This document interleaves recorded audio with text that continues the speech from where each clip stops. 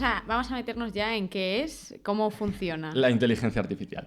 O sea, va a través de redes neuronales, ¿no? Vale, bueno, Vamos a es explicar. verdad que ya las redes neuronales y también el concepto que vamos a sacar ya los términos rimbombantes, el machine learning se han comido a la inteligencia artificial y ya se habla indistintamente de esto, con estos términos. Originalmente, y si somos un poquito rigurosos, no es lo mismo, ¿vale? La inteligencia artificial es cualquier aplicación, cualquier software informático que haga que la máquina trate de emular cierta inteligencia parecida a la humana, ¿vale? Eso puede ser muy, muy tonto, ¿vale? Como poner 4 reglas y yo recuerdo en una asignatura de inteligencia artificial, uno de los primeros ejercicios que hicimos en clase, que era pues hacer un programa que te pasase una frase en castellano a pasiva. Entonces era muy tonto porque era localizar el sujeto, el predicado, no sé qué y darle la vuelta como lo haces en el cole. Vale, pero entonces tú eso lo programabas, hacías un programa que lo hiciese, entonces le pasabas frases y él te las ponía en pasiva. Pues eso ya se considera inteligencia artificial porque parece inteligente lo que está haciendo, ¿no? La acción de un humano, ¿no? Sí, parece relativamente inteligente lo que está haciendo, ¿vale? Entonces, va desde cosas tan burdas, la inteligencia artificial, como cosas un poco más sofisticadas, porque dentro de la inteligencia artificial hay un área que es, vale, yo aquí en lo de pasar las frases a pasivas, yo les dije explícitamente qué es lo que quiero que aprenda, que es, pues, el sujeto... el complemento directo lo pones como sujeto, el sujeto pasa a ser complemento directo, bueno, no sé ahora mismo. Si hay alguien de lengua que nos está escuchando, me va a matar, pero... Vale, pero, o sea, explícitamente le estoy diciendo qué es lo que quiero que aprendan, ¿vale? Pero cuando quieres atacar un problema muy complicado, y con IA, gracias a Dios, ahora podemos atacar problemas muy complicados,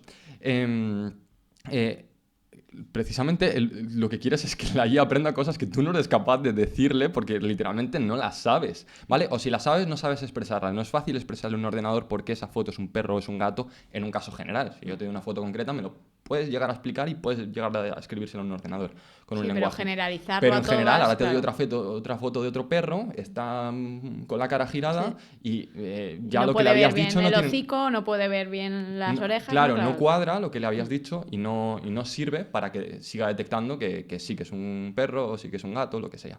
Entonces hay una rama que lo que hace es como que aprenda automáticamente, tú no le dices explícitamente el conocimiento que tiene que aprender, sino que él lo deduce a partir de, pues como tú le dices que tiene que aprender, pero él lo hace solo, él aprende solo el conocimiento, que es el machine learning, ¿vale?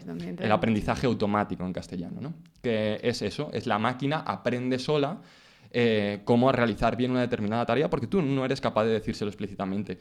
Entonces, lo que sí que tienen que hacer, pues eso, los arquitectos de IA para trabajar en Machine Learning es decirle cómo tiene que aprender el problema, especificarle bien el problema, especificarle bien cuándo está haciendo algo bien, cuándo está haciendo algo mal, una especie de premios, ahora entraremos en algún aprendizaje un poco más concreto, para decirle, vas por el camino adecuado y que entonces se refuerce ese camino, o vas por un camino que no es adecuado, entonces no, y entonces... Un poco como aprenden los niños, ¿no? Sí, ese es un tipo de aprendizaje. Me estoy refiriendo, es verdad, ahora hablaremos un poco más de él, a un tipo de aprendizaje que es el aprendizaje por refuerzo, y hay otros aprendizajes como el aprendizaje supervisado, que también es un poco la misma línea de reforzarle cuando está bien, cuando no está mal, pero tiene un pelín más de matemáticas que sí que vamos a contar porque no son específicamente a nivel muy abstracto, es complicadas, ¿vale? Para entender cómo funciona. Pero bueno, la idea es eso, que de algún modo tienes que especificarle bien cómo aprender, pero el aprender lo hace solo y el conocimiento concreto que aprende, tú no se lo pones, ¿vale? Entonces, esto ha funcionado tan bien que al fin y al cabo, pues lo que estábamos diciendo, se ha comido el nombre de la inteligencia artificial, entonces ya se habla de Machine Learning.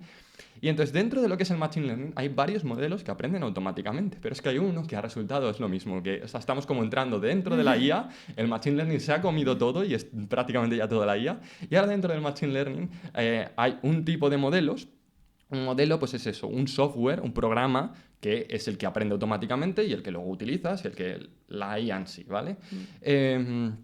Que ha tenido mucho éxito, que funcionan extremadamente bien, que son las redes neuronales, ¿vale? Y entonces las redes neuronales al fin y al cabo ya hasta se confunden con la IA. Vamos a explicar qué son las redes neuronales. Vale, las redes neuronales, hay muchos tipos de redes neuronales, eso vaya por delante, pero vamos a explicar el tipo básico y los demás son matices. Está inspirado en cómo pensamos nosotros, ¿no? O sea, más o menos, hay muchas cosas en la inteligencia artificial, luego creo que también si da tiempo hablaremos de otra, que están inspiradas en la biología, ¿vale? Y esta en particular, las redes neuronales artificiales, se les añade ese apellido porque nosotros, nuestro cerebro, ya tenemos redes neuronales, tenemos neuronales de nuestras neuronas.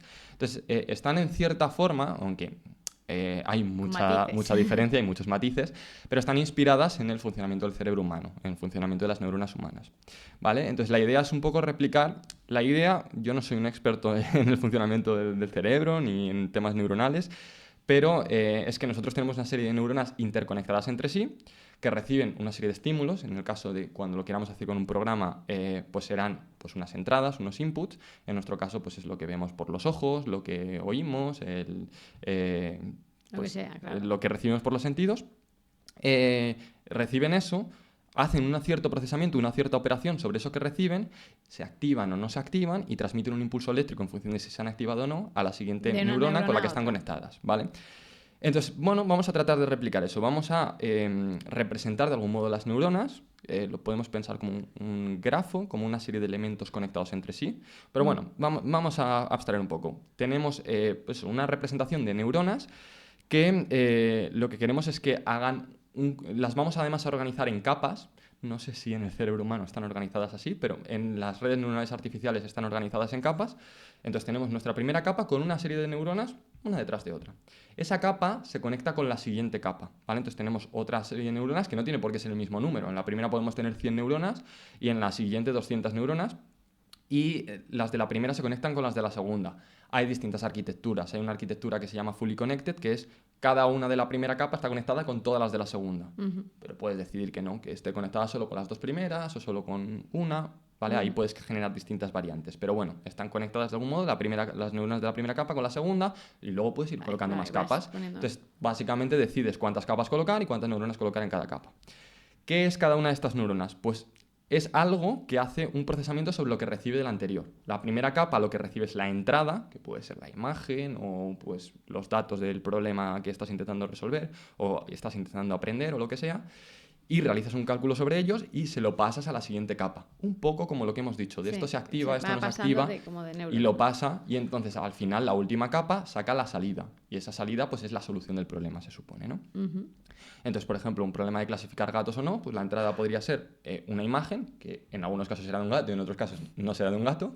Se irá haciendo el procesamiento en cada una de las neuronas que se lo irán pasando a la siguiente, saldrá una salida que es un sí o un no, es gato o no es gato, ¿vale? ¿Cuál es ese procesamiento que hace cada una de las neuronas? Pues es muy simple y es muy paralelizable, y por eso que las GPUs vayan también para hacer este tipo de cosas. Cada uno lo que hace tiene una serie de, se conocen como pesos o como parámetros, cada neurona tiene un conjunto de pesos o de parámetros que se multiplican por las entradas de la neurona. Las entradas de la neurona son habitualmente las salidas de la neurona anterior, salvo en la primera capa, que son las entradas, ¿no? Se multiplican y luego se suman. Se hace lo que se conoce como un producto escalar en matemáticas, ¿vale? Que es cuando tengo dos vectores, antes hemos hablado de una suma de vectores, una multiplicación escalar de dos vectores es parecida en el sentido que vas primera componente por primera componente, segunda componente por segunda componente, tercera por tercera. Y luego lo único que el resultado no quieres que sea un vector, y entonces todos los resultados que te han ido dando cada una de esas multiplicaciones los sumas para que te dé un único valor. Un único valor. Un único escalar. O sea, porque esta neurona es un número en nuestras matemáticas. O sea, en nuestra... La neurona tiene un montón de números, tiene un montón de pesos y la salida sí que va a ser un número. Bueno, pero me refiero, tú lo que son las neuronas y las capas son números, que eso claro, lo hemos dicho antes. Eso es lo que hemos dicho. En informática todos son números. Claro, es decir, lo que hay dentro de cada una de estas neuronas, esos pesos, esos parámetros, son números. Pues son números además reales. Son un 3,8, un 4,5, ¿vale? Entonces a ti te entra una entrada que también son números, la imagen del gatito son números, ¿vale? Se representa, que igual alguien no lo ha entendido, se hace una codificación, se representa como números, pues por ejemplo en escala de grises se puede decir pues que más oscuro es más cercano a un 1, más blanco es más cercano a un 0 y un gris es un 0,5, ¿vale? Eso hay cosas que lo codifican, ¿vale? Entonces eso, se hace esos productos escalares.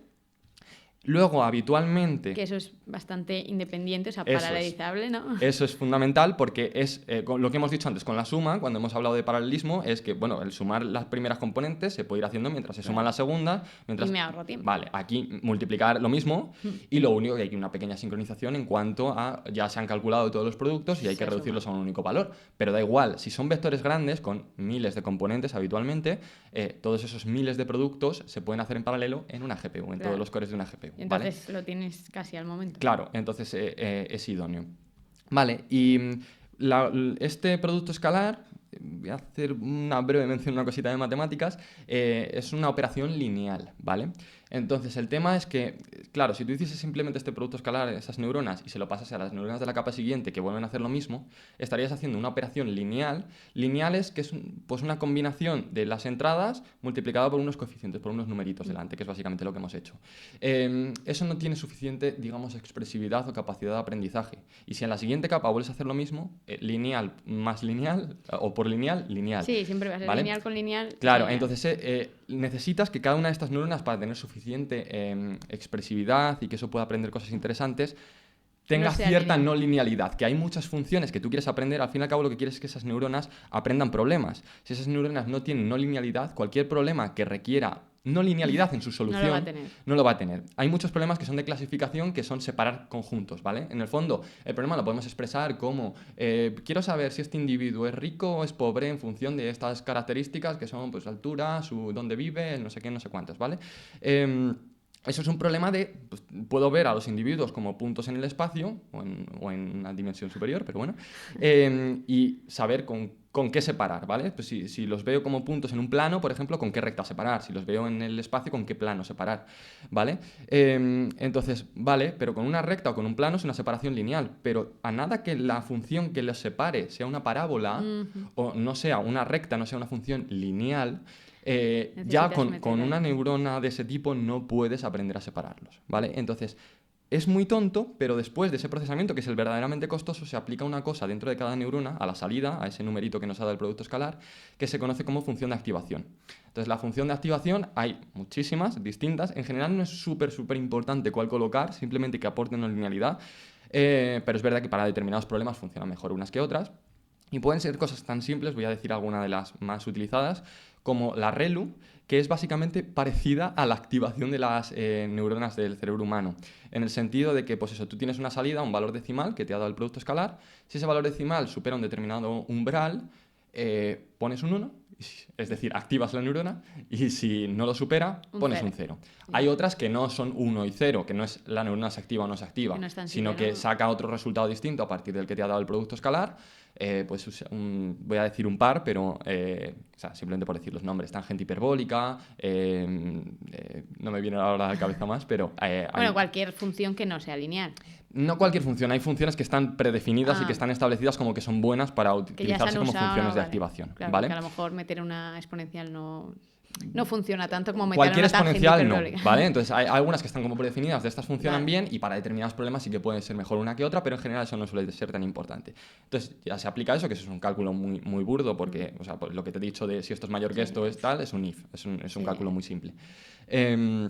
Entonces, ya con eso tenemos no linealidad. Y eso hace una cosa maravillosa, que es que hay un teorema, que es el teorema de aproximación universal, que viene a decir que estos modelos, eso es un teorema matemático, está demostrado formalmente, es decir, esto es cierto 100%, que viene a decir que estos modelos, con la no linealidad, pueden aprender cualquier cosa si les ponemos las suficientes neuronas y las suficientes capas. Hemos dicho, una red neuronal son un montón de neuronas que hacen los cálculos de esta manera, que las vamos colocando por capas y en cada capa colocamos una cierta cantidad de neuronas. Vale, si pudiésemos construir una red neuronal con infinitas capas y con infinitas neuronas por capa... esa capacidad de energía también en la Tierra. Claro, o sea, es un resultado teórico. Lo que te viene a decir es, en el límite, si esto, en el caso de seguir evolucionando hasta el infinito y más allá, esto tiene potencial, te está hablando del potencial que tiene. Aunque ya actualmente sirven para cosas tochísimas, ¿vale? Pero te está hablando un poco de eso, del potencial que tiene. Esto podría aprender creo que técnicamente, y si hay algún matemático escuchando esto, que me perdone, creo que es cualquier función continua o hay una serie de restricciones, pero muy leves. Básicamente la idea es cualquier cosa que se pueda aprender, que tenga algún patrón y que sea aprendible, es decir, no puedes aprender a predecir un número random, no puedes aprenderlo porque, o sea, literalmente no hay ningún patrón, es imposible, ¿vale? Pero todo lo que un humano puede aprender, o sea... Todo. Incluso una cosa que es muy complicada para un humano por sus capacidades. Claro, por tu... Podría aprenderlo una red... Si es... O sea, demostrar un teorema súper difícil. Si es demostrable... Claro, si es demostrable, si es algo que se puede hacer, que es aprendible, lo podría hacer, Lo ¿vale? puede Entonces es hacer. un resultado potentísimo en el sentido de que este modelo ya no es que sea buenísimo actualmente y que sea súper útil, sino tiene un potencial brutal para el futuro si podemos seguir escalando las cosas y computando redes más grandes. Una de las claves está en eso, en utilizar redes enormes, ¿vale? Creo, y lo he visto antes, el dato de... Este justo sí que me lo he traído para el podcast, el dato de ChatGPT. ¿Cuántos? Claro, hemos dicho que tiene neuronas, va colocando neuronas y en cada una tiene una serie de parámetros, una serie de Ajá. pesos que, bueno, ahora diremos cómo se entrena, porque hemos dicho, joder, la entrada se multiplica por los pesos, da una salida y esto hace que se prediga bien el problema. Oye, Pero no aquí hemos hay explicado magia, ¿eh? Porque ese... esos pesos a qué valor los pones y Claro. porque esto hace bien la resolución del problema. Ahora lo Ahora contamos. explicamos el algoritmo que hay detrás de esto. Ahora lo explicamos. Pero bueno, para que se haga la gente la idea de cómo de grandes tienen que ser estas redes neuronales, el orden de parámetros de ChatGPT creo que son trillones americanos, pero está del orden de varios trillones americanos. Trillones americanos son millones de millones, ¿vale? Entonces, pues eso, O sea, una una cantidad... absoluta barbaridad. El entrenamiento de ChatGPT es del orden te estoy hablando de que ni siquiera son las últimas versiones. Yo estoy un poco desactualizado en esto, ¿eh? Igual es ChatGPT 4 o ChatGPT 3 o GPT-3, GPT-4, que es el modelo en sí. De muchos meses, ¿vale? Muchos meses de Muchos. entrenamiento, un consumo energético inimaginable, una factura de la luz. Tú piensas, si cada neurona tiene un montón de parámetros, pues si llegamos a los millones de De millones... hecho, para entrenar el primero, GPT-3, o sea, en el proyecto, que es OpenAI y demás, o sea, estaba metida la CEO de LinkedIn, el Salmans el de OpenAI, estaba metido Elon Musk, o sea, muchos multimillonarios, porque no te puedes imaginar lo costoso que fue ese proyecto. O sea, yo creo que ellos ya tenían en mente que esto iba a ser algo Desde que se revolucionario. sacó esta paralización de las GPUs, ¿no? Ya se vio un Hay, poco... hay otro hito que luego lo contaremos, vamos a ir poco a poco porque si no ahora mismo no se va a entender, que es lo que permite ChatGPT. Siempre lo estamos vendiendo todo porque es mucho más clickbait, es mucho más mainstream con ChatGPT que con otro tipo de modelos, pero hay otros modelos voy a volver al mismo ejemplo, que es súper útil y no es ChatGPT y eso ya existía desde antes, que es el reconocimiento de imágenes, ¿vale? Eso ya Cosas estaba con y ya usaba imágenes. redes neuronales. Y eso ya usa redes neuronales, usa un tipo de redes neuronales que no vamos a entrar porque ya es meterse en demasiado berenjenal,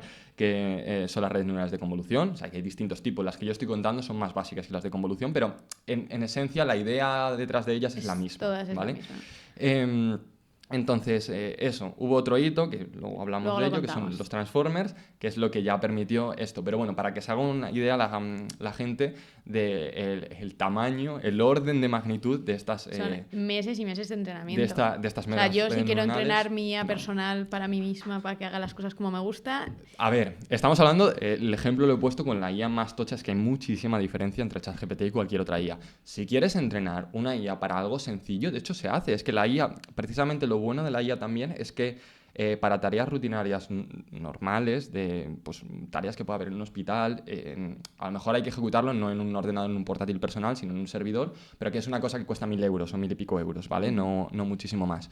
Entonces eso, se pueden resolver cosas de pues automáticamente detectar si en una imagen hay un tumor o no hay un tumor. Se pueden resolver 1.000 cosas de, pues quiero que hacer un robot que en este circuito se mueva solo y yo tengo amigos que han hecho cosas de estas de la típica competición de haz el coche que haga el circuito en el menor tiempo, entrenado con IA y este tipo de cosas. Y lo entrenaban en su ordenador. O sea, todo este tipo de cosas se pueden hacer y ahora en algún determinado momento entraremos en que la gente puede hacer algo de IA medianamente interesante, como puede ser, pues yo que sé, coger imágenes, es ese problema típico que siempre ponemos a los alumnos que están empezando en cosas de IA. Imágenes de números manuscritas, un chico que ha escrito un 7, que ha escrito un 8 y queremos que la máquina automáticamente detecte qué número hay ahí. Claro, date cuenta que algunos le ponen el palito al 7, otros no, unos lo hacen tumbado, otros lo... O sea, que es una tarea ya medianamente compleja de reconocimiento facial. Eso se puede hacer fácilmente. Evidentemente te dan el dataset con todas las imágenes ya preparaditas y tal. En un caso real tendrías tú que conseguir las imágenes y tal, pero eso se puede hacer, entrenar fácilmente. Cualquiera de nosotros Claro, en nuestro portátil en media hora lo tenemos. Lo importante para la IA, o sea, tenemos nuestra red neuronal, pero todas estas inputs que le vamos a meter, lo importante es tener muchos inputs, ¿no? Tener muchos inputs, ahora O sea, iremos. tener muchos datos para poder entrenarla, ¿no? Ahora iremos. Vamos a Sé acabar que cómo lo estoy haciendo funcionan un poco las redes. desordenado, pero Sí, bueno, yo espero que a la gente le quede claro. Vamos a acabar cómo funcionan las redes neuronales Vamos y a luego acabar. ya vamos, qué le metemos, el funcionamiento que hay detrás de la red, que ya lo habremos explicado, y luego qué sale, ¿no? Vale, entonces bueno, ya hemos dicho cómo funciona la red neuronal en el sentido de, bueno, pues multiplica por unos pesos o unos parámetros la entrada, aplica la función de activación y se lo pasa a la neurona de la Vamos siguiente a ver capa. ahora Esos ¿Cómo pesos, se entrena? claro, ¿cómo se entrena? Esos pesos son precisamente lo que tiene que aprender. Si ajusta esos pesos bien, lo que hace el entrenamiento, el aprendizaje es, vale, yo esta mismo modelo, esta misma red neuronal la puedo utilizar para detectar gatitos o la puedo utilizar para otro problema completamente distinto, ¿vale? Lo único es que para el primer problema ajustaré esos pesos a unos determinados valores, esos pesos no son fijos.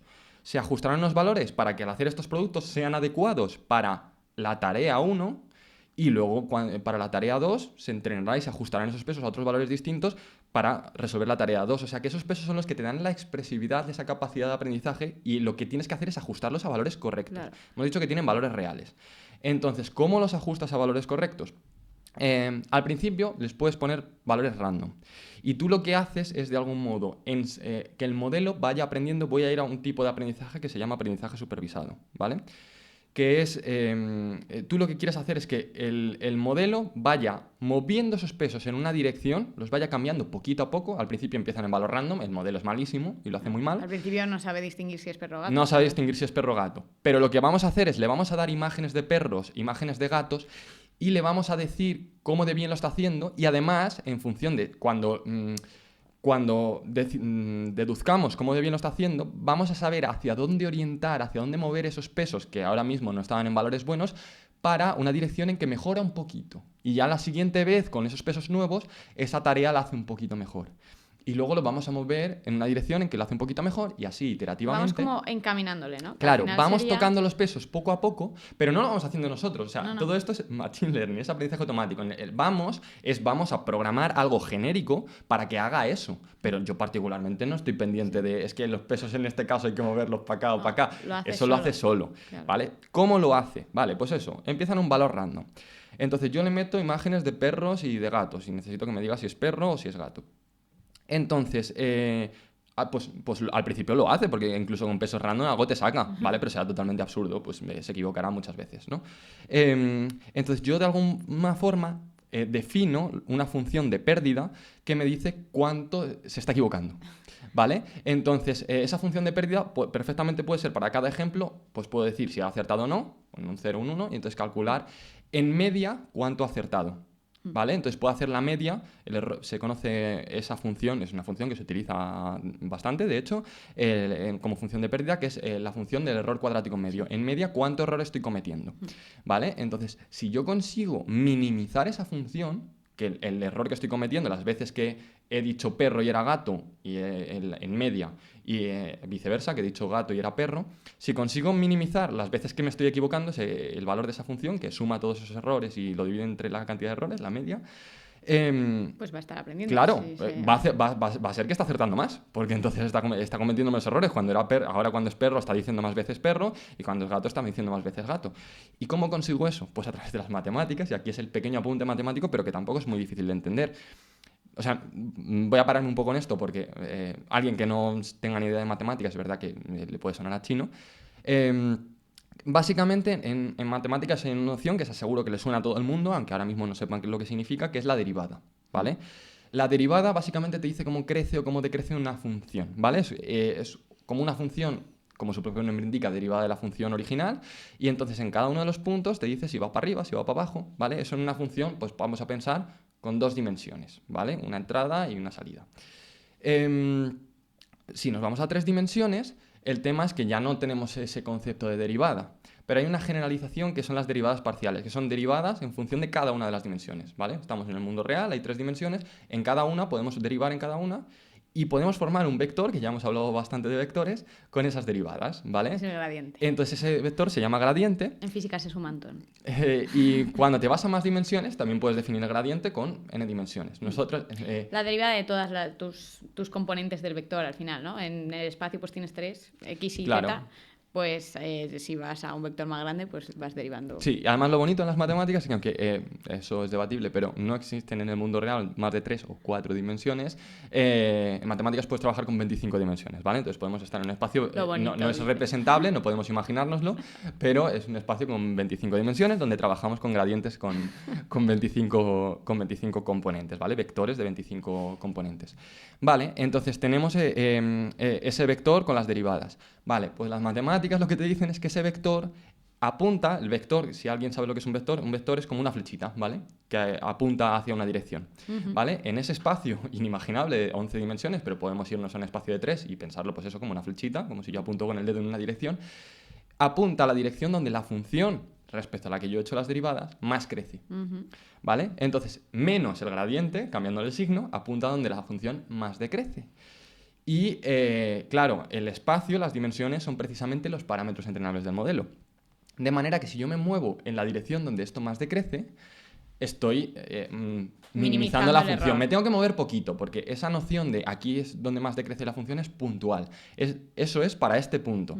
En cuanto ya me mueva un poquito, eso ya deja de ser cierto para el punto donde ya me he movido, ¿vale? Entonces no es solo esa dirección y ya está, es seguir todo recto, ¿vale? Me tendré que mover un poquito ahí, volver a hacer el mismo proceso y ahora a lo mejor me dice, oye, un poquito más para la izquierda, o, sí. ¿vale? Pero digamos que esos vectorcillos me van a ir indicando hacia dónde tengo que ir moviendo todos esos parámetros del modelo para que la función que yo definí vaya tomando cada vez valores más pequeños. Pero como la función que yo definí en el fondo refleja la diferencia entre lo que tendría que haber predicho el modelo si resolviese bien el problema y lo que ha hecho, si yo la voy minimizando, es que lo que predice el modelo, si hay gato y perro, es cada vez más cercano a lo real. Aprendiendo. ¿Vale? No es siempre, o sea, no es posible minimizar, o sea, el mínimo que tendrá la función no será siempre 0. De manera que no en todos los problemas, de hecho en la inmensa mayoría de problemas, no vas a alcanzar la perfección. ¿Vale? No vas a poder siempre clasificar con 100% de precisión si es perro o si es gato. Básicamente porque habrá, pues si te sale un gato giradísimo y demás, pues será un gato, pero es que no hay manera de detectarlo, ¿vale? Entonces, pero sí que se consiguen porcentajes de acierto extremadamente altos, ¿vale? Entonces, esta misma idea, bueno, esto que hemos contado, creo que lo he mencionado anteriormente, pero para que quede claro y que esté un poco estructurada la charla, es lo que se conoce como aprendizaje supervisado. Es supervisado porque para entrenar al modelo le estamos dando ejemplos de qué es lo que queremos que aprenda, perros y gatos, y luego para el que evalúe la función esta de pérdida y haga lo del gradiente y todo esto, necesita saber si el ejemplo de perro era un gato, o sea, no basta con pasarle una imagen, aunque nosotros sepamos que es un perro, sino que el modelo tiene que saber que eso es un perro, ¿vale?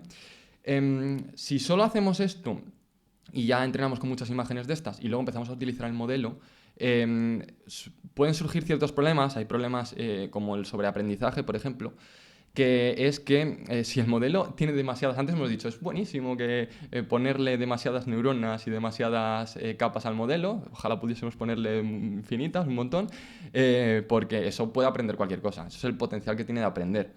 Pero si le pones demasiadas y tienes poquitos ejemplos de entrenamiento, puede que el modelo aprenda tanto a pegarse a esos ejemplos de entrenamiento, a esos ejemplos de perros y gatos, a ligarse tanto a las características que ha visto, en particular en esos pocos perros, en esos pocos gatos que ha visto, y además, como tiene tanta expresividad, es capaz de descubrir detalles mínimos y demás, que literalmente solo sea capaz de diferenciar esos perros y esos gatos. Y lo saques con ejemplos del mundo real, otros perros, otros gatos que no ha visto nunca, y no lo haga, y eso no nos interesa. O sea, nosotros entrenamos esto para que luego vea perros y gatos del mundo real y se encuentre las mismas características que extrajo, que abstrayó a través de ese ajuste de pesos en esos perros y esos gatos. Claro, entonces necesitamos una gran densidad de ejemplos. Necesitamos muchos ejemplos. De datos, ¿no? O sea, no es siempre necesario. Hay técnicas y hay determinados contextos en que si el problema no es muy complicado y con algunas técnicas se puede trabajar, hay una que es el cross-validation y demás, que se pueden trabajar con conjuntos de datos más pequeños, pero en el fondo, bueno, son como chapucillas de, mira, no tengo muchos datos y entonces con los pocos que tengo voy a intentar hacerlo lo mejor posible.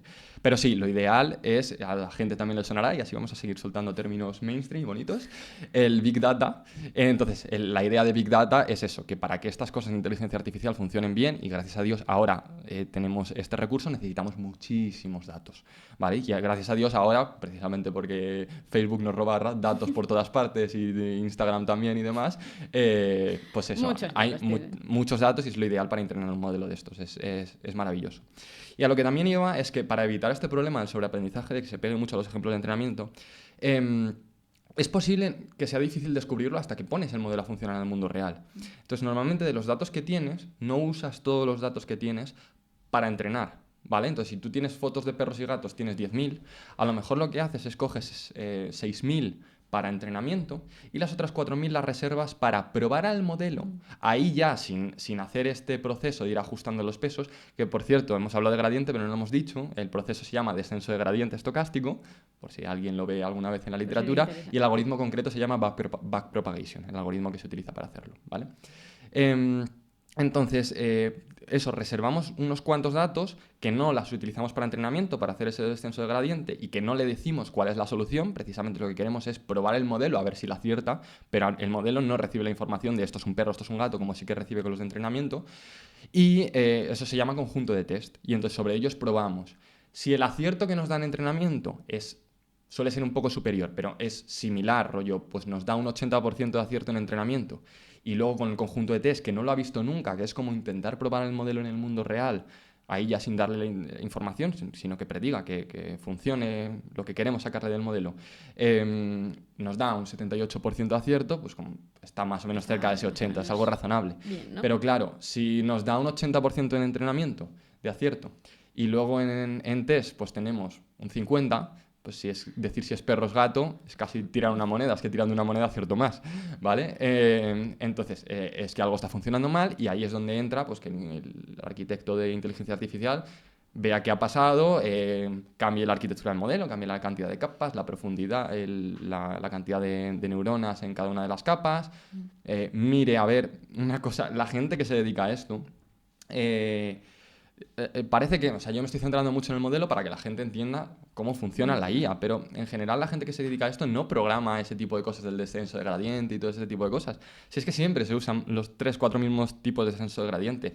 Las operaciones que hace una neurona ya están programadas y ya están hechas porque son las que te he dicho. Es que no tiene mucho más. Hay distintos tipos de neuronales que algunas hacen alguna cosa un poco distinta, pero son 4 o 5 cosas que están ya hechas. ¿No? Todo esto está estandarizado. Entonces alguien que se dedica a hacer cosas de IA no se dedica a hacer todo eso. Eso está hecho, lo toma, eso está hecho en lenguajes de programación, en librerías, que básicamente como que eso, alguien ha dejado un libro ahí ya con todo el trabajo hecho, entonces tú simplemente lo tomas y lo reutilizas, ¿vale?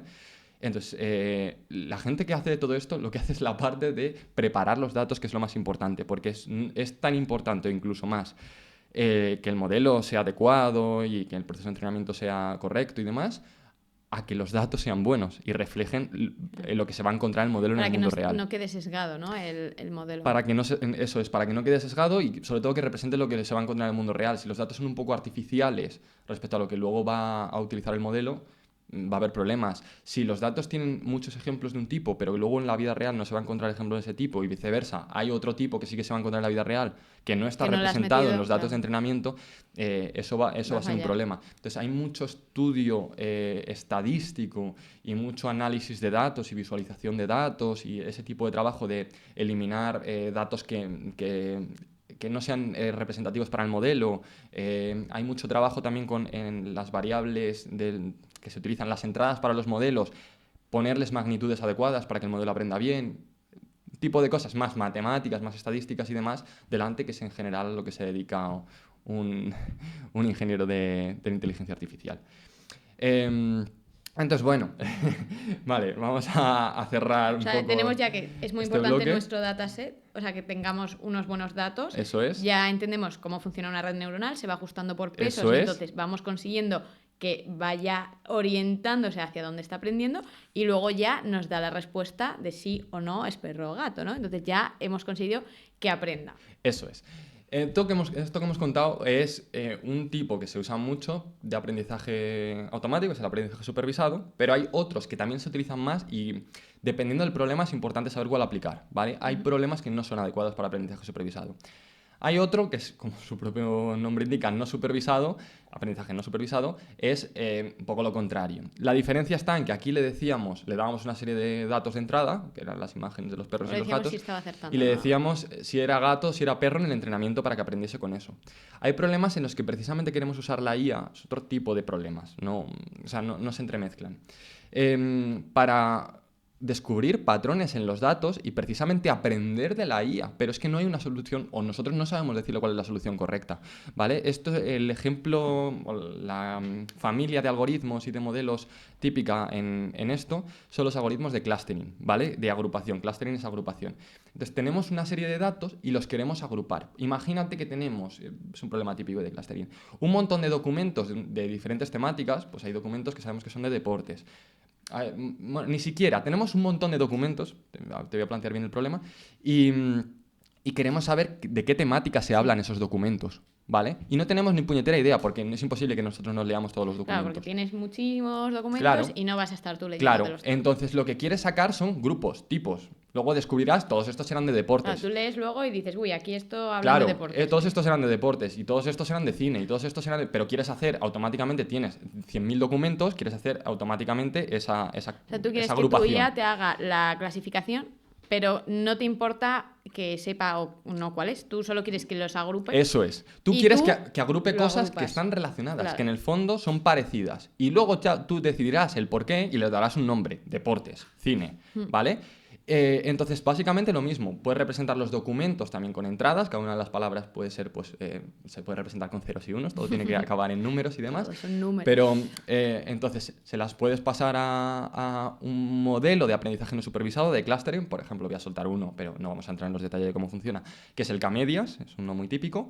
Y entonces te va a generar, pues, una clasificación en grupos, ¿vale? De hecho, te va a generar varias y tú de algún modo, pues, decides cuál es una adecuada, ¿vale? Pues te va a decir, oye, si lo que crees tú es que hay 3 grupos, son estos 3.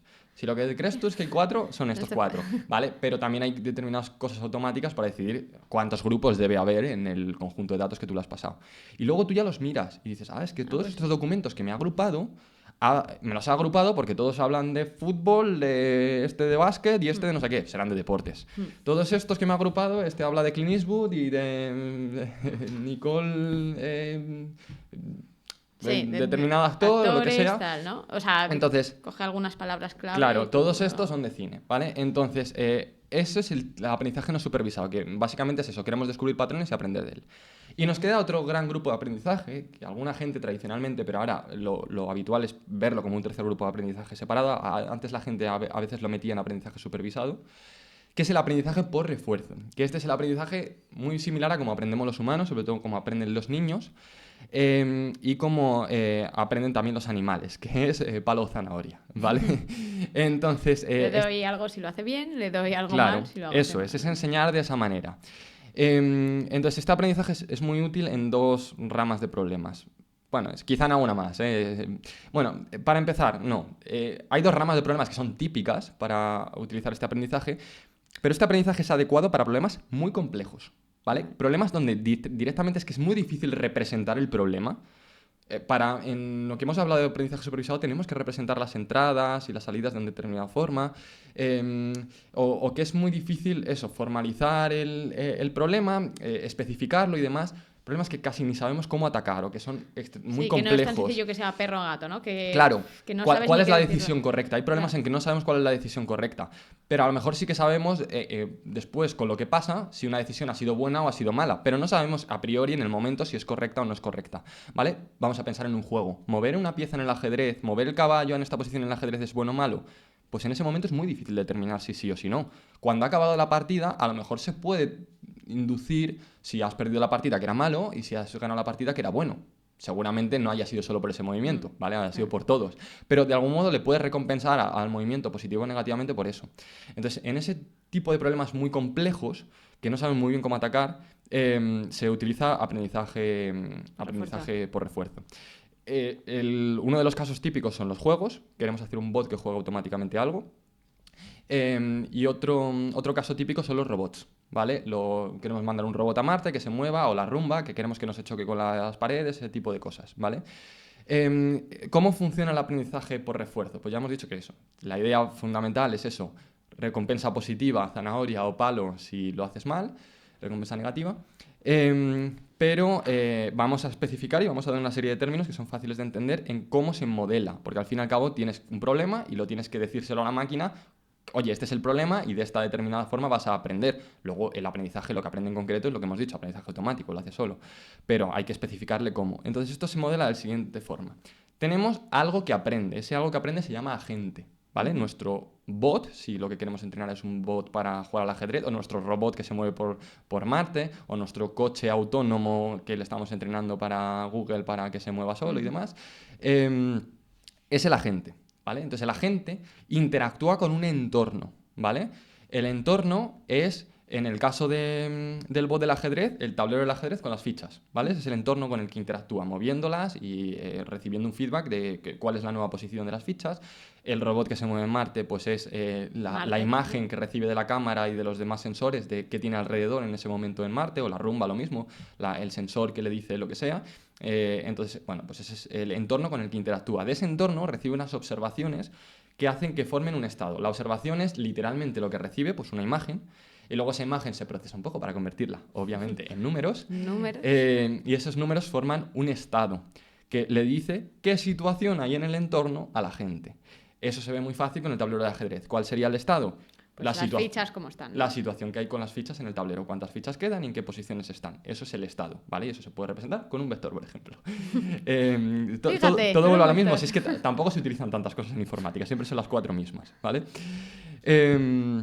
Entonces, bueno, pues eso, tenemos la representación del estado y, claro, en ese estado podemos tomar acciones. Ese es el siguiente concepto. Hemos hablado de un agente que interactúa con un entorno, que recibe una observación, que se convierte en un estado, y sobre ese estado decide qué acción tomar. ¿Cuáles son las acciones en el ajedrez? Que empieza a mover, ¿vale? Este caballo a esta posición, no en todos los estados todas las acciones serán posibles, pero entre las que hay posibles, ¿qué acción tomar? ¿Vale? Entonces tendrá una rama de acciones y entonces elegirá una de esas acciones.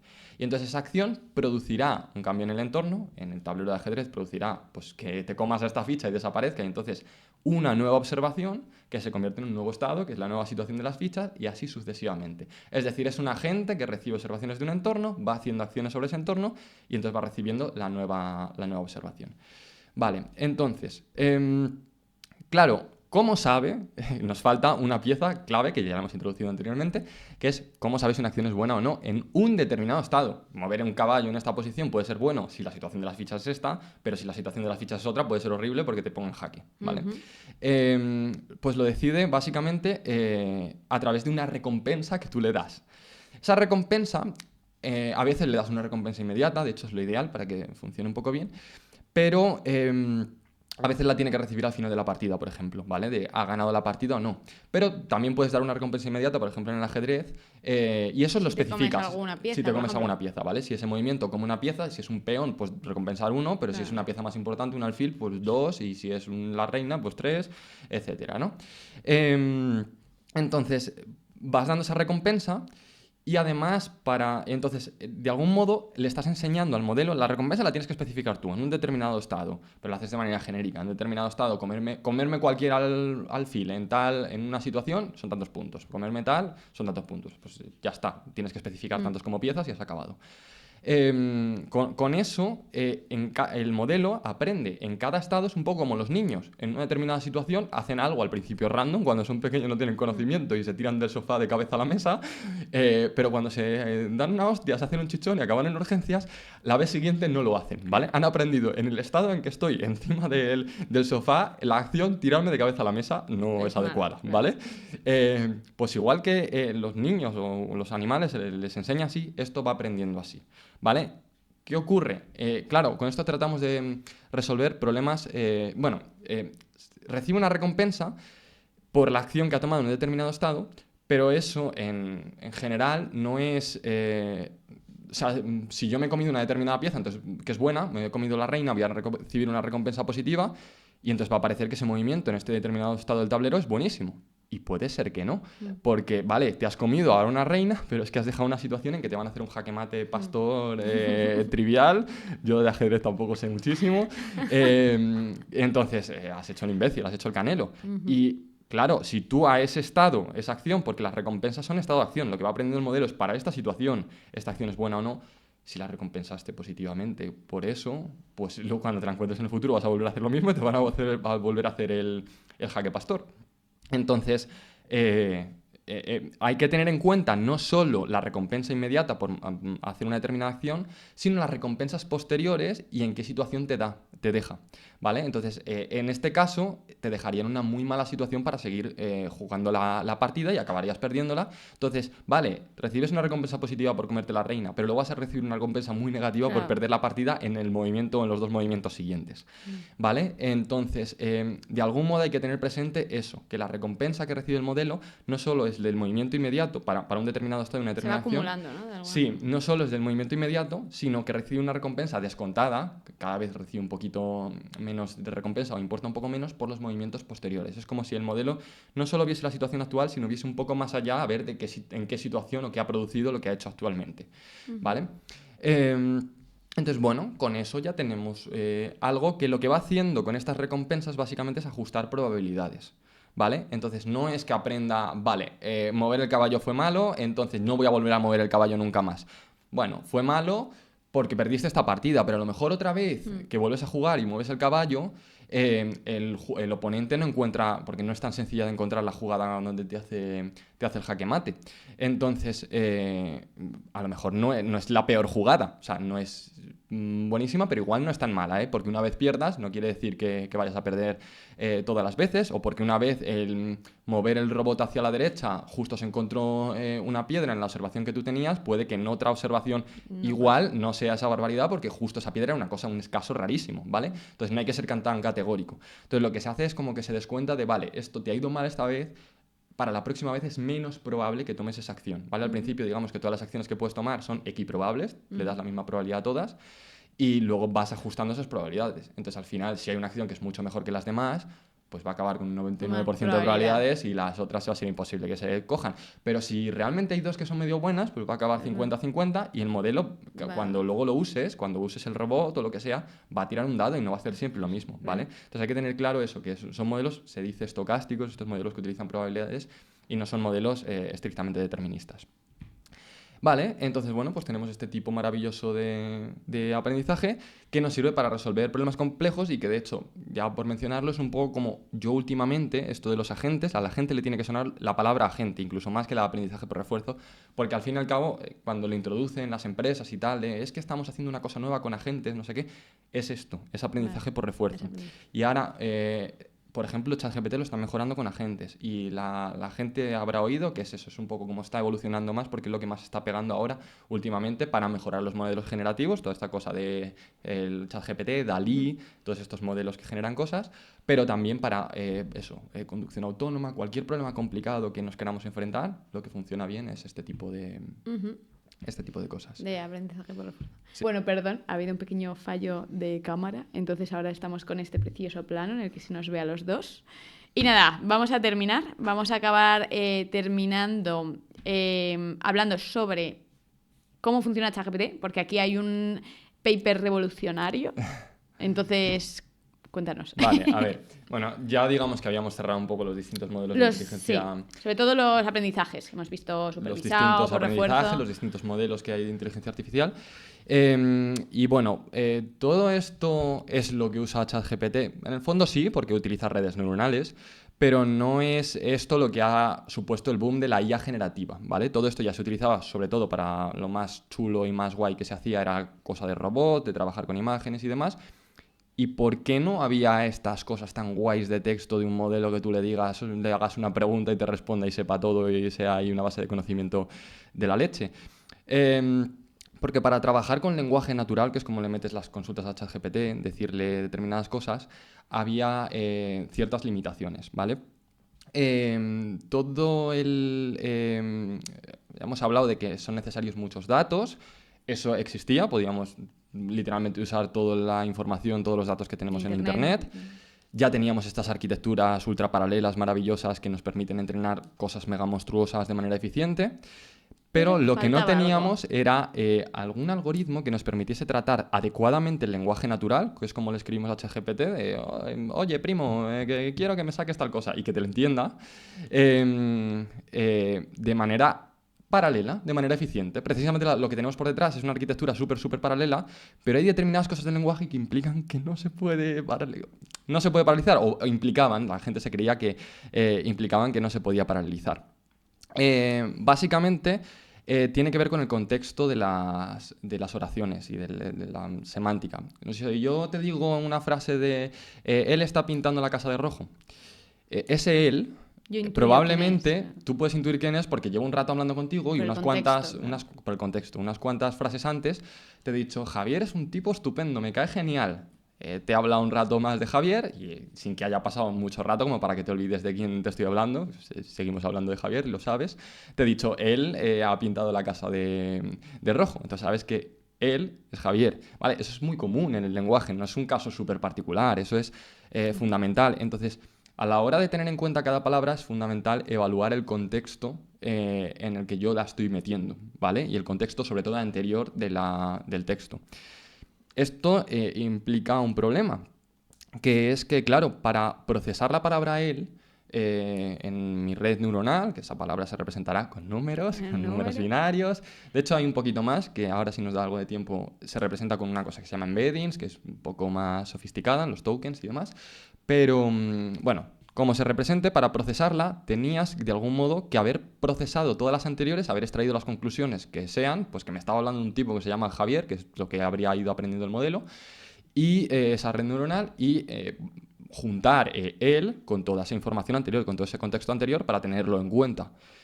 Claro, eso implica que él no se puede procesar hasta que hayas procesado todas las anteriores, es decir, que tienes que ir palabra a palabra o token a token, y eso es un problema porque eso no es paralelo.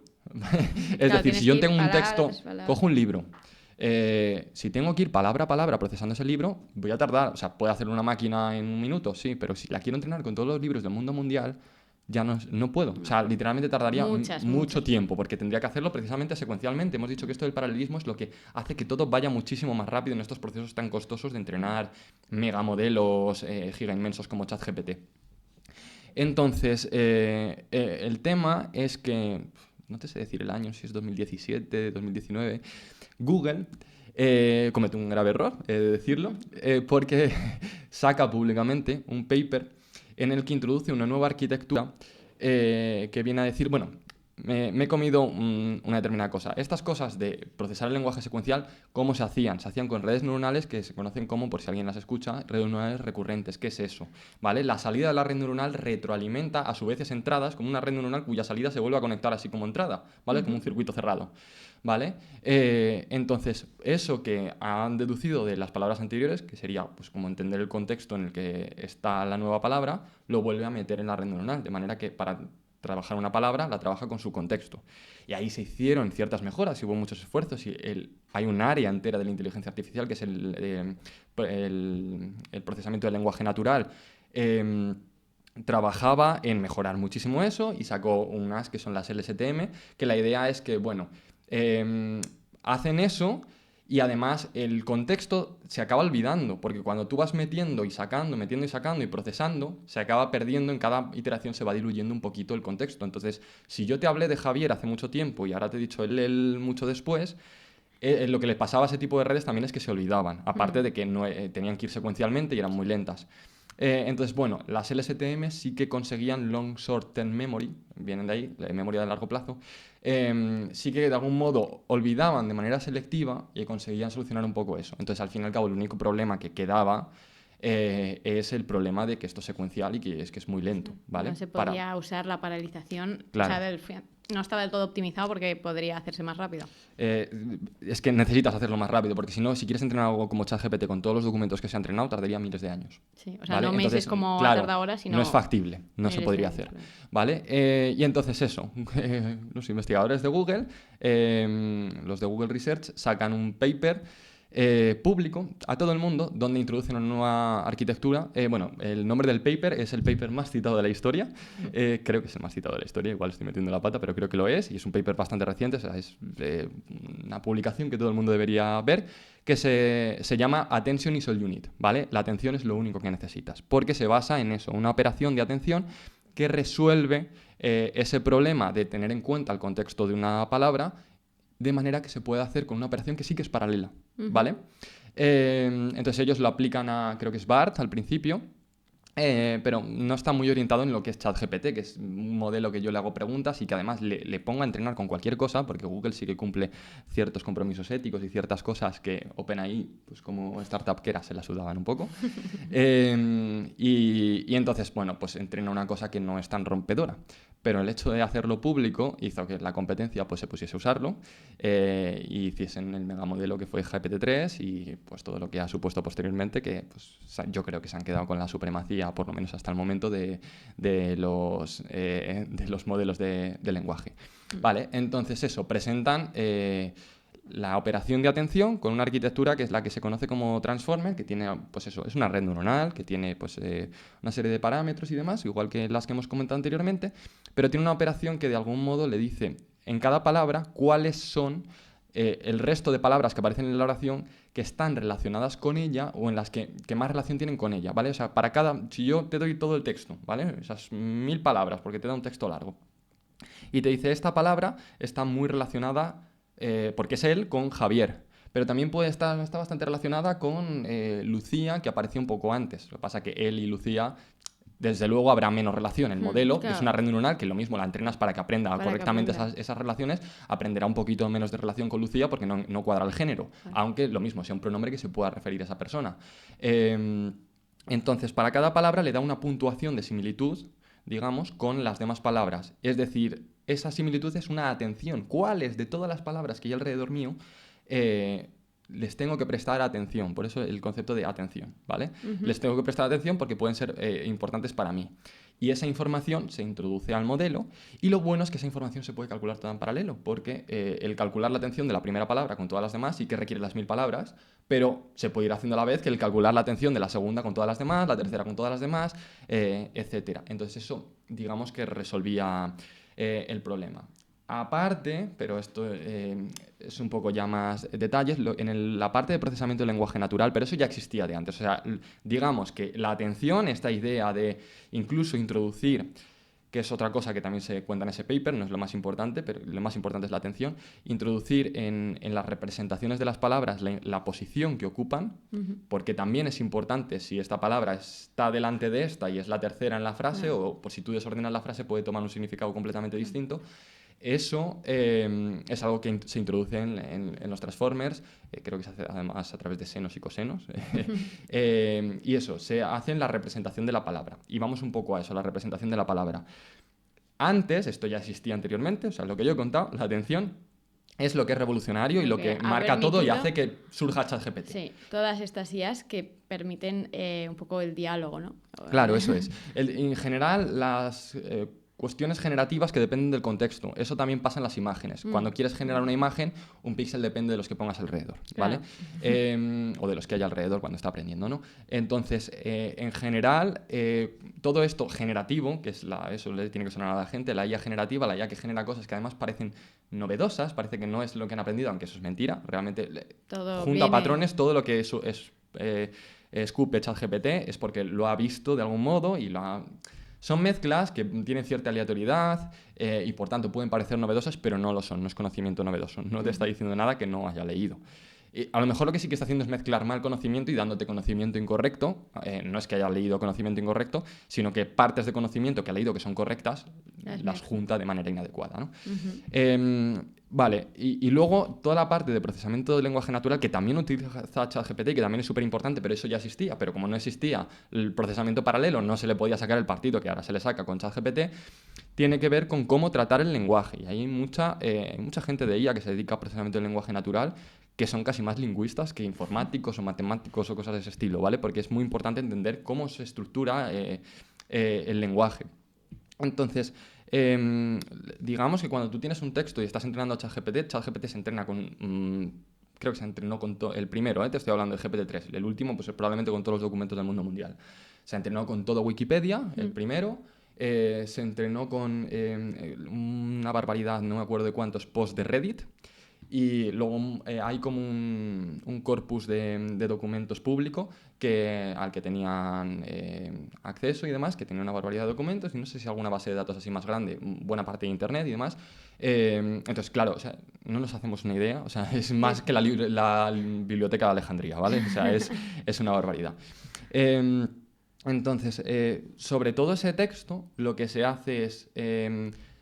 la primera fase es una fase de tokenización, que es básicamente extraer los términos, término, podríamos traducirlo así, que luego el modelo va a tratar. Estos términos podríamos pensar simplemente que son las palabras, pero a veces no. Una palabra puede ser 2 tokens, pueden ser 2 términos que te interesa tratarlos de manera separada, o puede ser que un token, que esto es lo habitual, sea incluso una frase entera.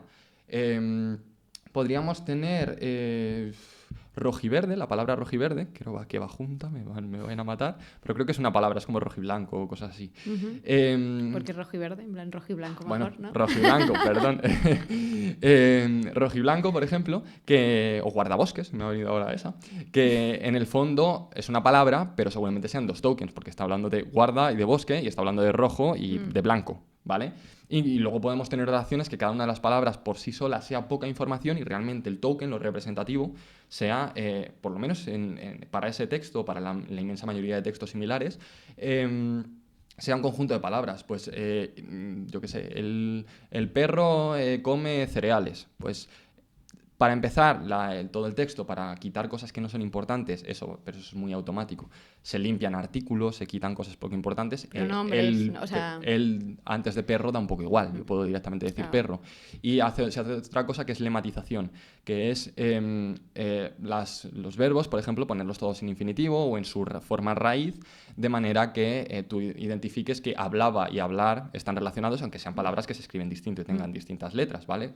Se va a tratar de representar con el mismo token. Entonces creo que te he dicho, el perro come cereales. Pues perro comer cereales, que es a lo mejor a lo que se podría traducir eso después de ese primer proceso, todo ello puede ser un token, porque todos los documentos, o haya muchos documentos relacionados con eso y sea un mismo concepto, ¿vale? En plan, no haya que, por un lado, el concepto perro ¿vale? Entonces, bueno, ¿cuáles son los tokens adecuados y cuáles no? Lo mismo, se aprende automáticamente con una red neuronal, se pone ahí una red para hacerlo, y entonces eso, se forman unas tokens con el texto. Vale.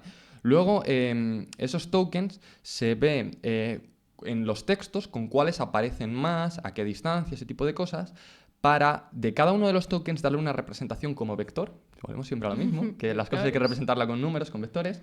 Una representación como vector, que es la que va a tratar el algoritmo, que, pues eso, nuestra rojo, blanco, perro come cereales, estos tokens, pues cada uno los vamos a representar con un vector que dice, pues es que mira, rojo, blanco aparecían siempre a la vez de Atlético de Madrid. ¿Vale? Entonces, lo que va a hacer es que el token correspondiente a Atlético de Madrid, que además son varias palabras, pero podría haber identificado que el token son las 3. Y el token rojiblanco o el token rojo o ese tipo de cosas aparecen siempre juntas, ¿vale? Aparecen muchas veces los textos juntas. Entonces va a situarlos cerca en más o menos es así, ¿no? Sí, más o menos es así. O sea, lo que hace es que por el resto de palabras les da un peso y entonces los representa con, pues le da un valor más alto si esa otra palabra ha aparecido mucho con ella. O sea, la palabra rojo, como ha aparecido mucho con Atlético de Madrid, pues la componente de su vector correspondiente a Atlético de Madrid le da un peso alto y y lo propio al revés, pero a la componente, pues si es rojo, pues Real Madrid, le dará un peso bajo porque no habrá aparecido mucho en los textos. Me estoy inventando un poco, ¿no? Entonces, claro, ahí formas un vector con números que en el fondo te identifica conceptualmente, ¿no? Cosas similares. Eso, en el fondo, estás trayendo información, está creando conceptos abstractos como hacemos los humanos. Por ejemplo, una cosa, siempre se pone este ejemplo, ¿no? Una cosa muy típica es, pues tienes un texto que habla de infantes, de reyes, dime más cosas. Corona, de cosas relacionadas con la monarquía. Aparecerán siempre juntas en textos. Y entonces los vectores de similitud que se van a formar para la palabra cuando encuentre la palabra rey, o cuando encuentre la palabra infante, o cuando encuentre la palabra corona, van a ser muy parecidos. Entonces, en el fondo, lo que ha hecho es abstraer todas esas palabras a un concepto superior que es el de monarquía. Lo ha abstraído, en ningún momento ha aparecido la palabra monarquía, ¿vale? Ha abstraído el concepto de que todas esas están relacionadas por lo mismo y las está representando, si no igual, con vectores muy cercanos en el espacio, ¿vale? Entonces, eso es lo que se conoce como embedding. Y en esos embeddings son los que además ChatGPT mete cierta información posicional y también, no me preguntes cómo, porque a tanto nivel no lo controlo, pero introduce el tema de la atención, ¿vale? Y luego esos son los embeddings que ChatGPT utiliza como predictor de siguiente palabra. Y eso se ve muy claro, o de siguiente palabra, perdón, de siguiente token. Eso se ve muy claro cuando estás usando ChatGPT. Tú no te das cuenta cuando usas ChatGPT a partes. que te va escribiendo a partes y a veces es una palabra, pero a veces te suelta 3 de golpe. Sí. ¿Vale? Pues es que el token, las 3 que te suelta de golpe es un token. Claro. Y cuando te suelta una es un token. Y es ChatGPT a lo bestia, de una manera que no nos podemos imaginar. Ya hemos dado algunos datos de los trillones de parámetros que tiene, de los meses que se tarda en entrenar, de la inmensa factura energética que genera para la compañía que lo entrena, la barbaridad de GPUs que hacen falta. O sea, la gente no se puede imaginar lo que hay ahí detrás. Entonces, bueno, pues nada, un poco hemos contado eso, el funcionamiento de ChatGPT y cómo se ve muy claro que en el tema de la inferencia, eso, va tratando las cosas como tokens y lo va produciendo poco a poco. Algo que no hemos tratado mucho en todo el rato que llevamos hablando, porque hemos hablado mucho de la fase de entrenamiento, que es esa fase que tan costosa, que no sé qué, no sé cuántos. Luego, en que realmente es en la que necesitamos todas esas GPUs, en la que necesitamos todo ese consumo energético y en la que realmente es donde está el problema. Realmente es verdad que tendrán millones de clientes conectados y demás, porque ChatGPT lo usa cualquier hijo de vecino, pero la parte de inferencia, lo que nosotros hacemos cuando le hacemos una consulta a ChatGPT, nuestro texto, nuestro prompt, ya una vez que está entrenado, es un modelo ahí con unos parámetros que recibe el prompt y saca una salida, pero ya no tiene que volver a leerse todo Internet. Claro, no consume tanto, ¿no? No tiene que mirarse toda Wikipedia y demás, seguirá ejecutándose todo eso en GPUs súper potentes y demás, porque eso tendrá un montón de clientes y además no tarda mucho, va más o menos fluidos. Es verdad que a veces se nota que va un poco lagueado y tal, porque habrá mucha gente conectada, pero esa es un poco la idea, que el proceso de después, que se conoce como inferencia, el proceso de utilizar ya un modelo preentrenado, y eso pasa lo mismo con todos los que hemos contado anteriormente en aprendizaje supervisado, aprendizaje por refuerzo. Un modelo se entrena, eso es el proceso costoso, es el proceso en el que nos estamos centrando porque es donde está verdaderamente el reto, lo interesante del modelo, y ya una vez que ha aprendido se utiliza en el mundo real y el hecho de utilizarlo no es tan costoso computacionalmente. Nada que ver, ¿no? Tan costoso computacionalmente y demás. De hecho, ChatGPT no, pero hay otros modelos que a la hora de utilizarlos en procesos de inferencia se utilizan incluso arquitecturas distintas. Se entrenan en GPU, que es lo costoso, y luego se utilizan cosas mucho más livianas, incluso con operaciones simplificadas. Ahora explico eso de operaciones simplificadas para el proceso de inferencia. ¿Qué son eso de operaciones simplificadas? Para entrenar, como vas haciendo ese descenso de gradiente y tal, eso sí que requiere, no muchísimo, pero requiere un poquito de precisión, ¿vale? Entonces, a lo mejor sí que los pesos esos que vas ajustando y demás, para tener suficiente expresividad y que aprendas bien el problema, que es lo que hemos estado hablando anteriormente, necesitas que sean valores reales. Poder ajustar un peso a 3,5, no decir o es 3 o es 4, ¿vale? Quizás a la hora de representar esos valores reales no necesitas demasiados bits, ¿vale? A la hora de representar un número, el que sea, real o entero o lo que sea, lo puedes representar con más o con menos bits, ¿vale? Habitualmente los valores reales se representan con 32 o con 16 bits. Entonces, los entrenamientos de este tipo de modelos de inteligencia artificial a veces con 16 es suficiente. Con 16 puedes representar menos números, ¿vale? O sea, tú no puedes representar todos los números reales porque son infinitos con la cantidad de bits que pongas, ¿vale? Que puedes representar una cantidad finita de cosas, ¿vale? Entonces, con 16 bits puedes representar muchas menos cosas, de hecho 2 elevado a 16 cosas, que con 32, pero suelen ser suficientes si los usas adecuadamente como para representar lo suficiente como para entrenar cualquier modelo de inteligencia artificial. No requieren mucha precisión. Y además eso tiene una cosa buena, es que agiliza los cálculos y además las unidades que hay que poner son más baratas, las unidades de suma, de resta y tal, son más baratas con 16 bits que con 32 y consumen menos energía, que era uno de los problemas que hemos dicho. Que son con los números enteros. Antes que con los reales, ¿no? Claro, ahora estamos con números reales, pero representados con más o con menos bits. Entonces, para entrenamiento sí que hacen falta números reales, sí que necesitas que este peso valga 3,5, pero a lo mejor no necesitas 32 bits para representarlo. Con 16 puedes representar el 3,5 y el 3,6. Igual el 3,55, que está entre medias, no. Y con 32 bits sí podrías. Pero no es tan relevante. Ese mini redondeo de algún decimal o tal se puede hacer y no hay ningún problema grave y el modelo aprende bien y demás, es suficiente. Si utilizas números enteros para la parte de entrenamiento, habitualmente es un problema. Ya hay investigaciones y ahí sé que hay cosas que están funcionando con entrenamiento, con números enteros, pero no es una cosa que en general funcione bien y mucho menos para algo tan tocho como ChatGPT y que es tan importante y demás, ¿no?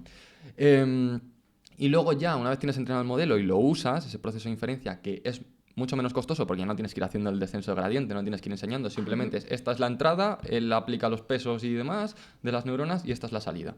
Pues para hacer eso sí que ya se baja incluso a enteros. Y se hacen unas cosas entre medias, que es la cuantización, que es, joder, el modelo lo entrené y este peso le puse 3,5 y ahora quiero operar con enteros, así que no se puede quedar en 3,5, le pongo 3 o le pongo 4 o algo hago ahí para redondearlo un entero. Vale, pues hay unos procesos entre medias que sin cambiar demasiado lo que aprendió el modelo, para que más o menos sea lo mismo que aprendió, convierten todo a enteros y entonces ya empiezas a operar en enteros, que es incluso más barato, más rápido, más tal. Entonces la idea...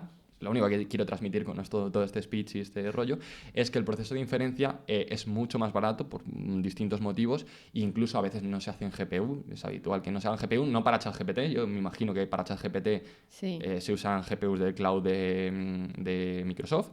Pero para otras cosas más, cosas de reconocimiento de imágenes, ese tipo de cosas, no hace esto es suficiente y de hecho se usan este tipo de cosas como optimizaciones. Y luego nos hemos quedado yo creo que ya hemos hablado de IA en el sentido de los distintos tipos de aprendizaje. Yo creo que hemos abarcado bastante la parte de imágenes, aunque no hemos hablado de redes de convolución, que eso da para mucho. Hemos hablado de ChatGPT, lo que es la IA generativa, el boom, Attention is all you need, ese tipo de cosas, de los maravillosos embeddings. Y nos faltaría por hablar de otra cosa que es Machine Learning, que está un poco...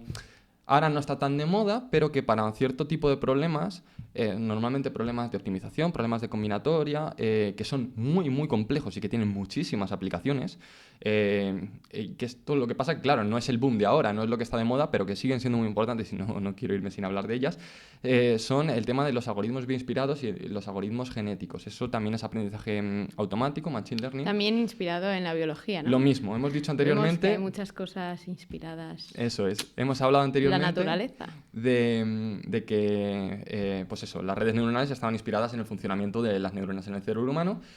Hay un montón de algoritmos bioinspirados. Por ejemplo, hay uno que yo no conozco muy en profundidad, pero que sé que tiene que ver con el comportamiento de cómo se funcionan las hormigas. Las hormigas se dice que predicen muy bien si va a llover o no. O sea, hay algoritmos que están relacionados con eso. No sé exactamente cómo funcionan esos algoritmos, pero sé que están en la familia de los bioinspirados y tienen cierta importancia. Y pues los más importantes dentro de esta familia, que sí que vamos a contar un poquito cómo funcionan, son los algoritmos genéticos. Su propia nombre indica, se basan en la teoría del darwinismo, en la teoría de la genética. Entonces, vamos a introducir un pequeño problema para, de una manera más concreta, entenderlo, que es un problema que, sin entrar en muchos detalles, es un problema muy complicado, ¿vale? Que es, por ejemplo, el problema del viajante, ¿vale? Hay muchos problemas de optimización que tienen miles de aplicaciones, pero vamos a fijar por trabajar sobre uno, ¿vale? El problema del viajante, que por ejemplo tiene aplicaciones en GPS, en cosas de rutas, de dirección de aviones y demás, viene a decir, pues tenemos una serie de ciudades, ¿vale? Esas ciudades las vamos a representar, pues eso, como unos nodos, como unos... podemos pensarlo como bolitas. Entonces tengo aquí la bolita de Madrid, tengo aquí la bolita de Barcelona, tengo aquí la bolita de Alicante. Y esas ciudades, de algún modo, pues puedo a lo mejor unirlas por las vías ferroviarias que las conectan, de manera que pues si hay una conexión en AVE, por ejemplo, imagínate que solo quiero poner las conexiones de AVE entre Madrid y Barcelona, pues uniré a la bolita de Madrid con la bolita de Barcelona, ¿vale?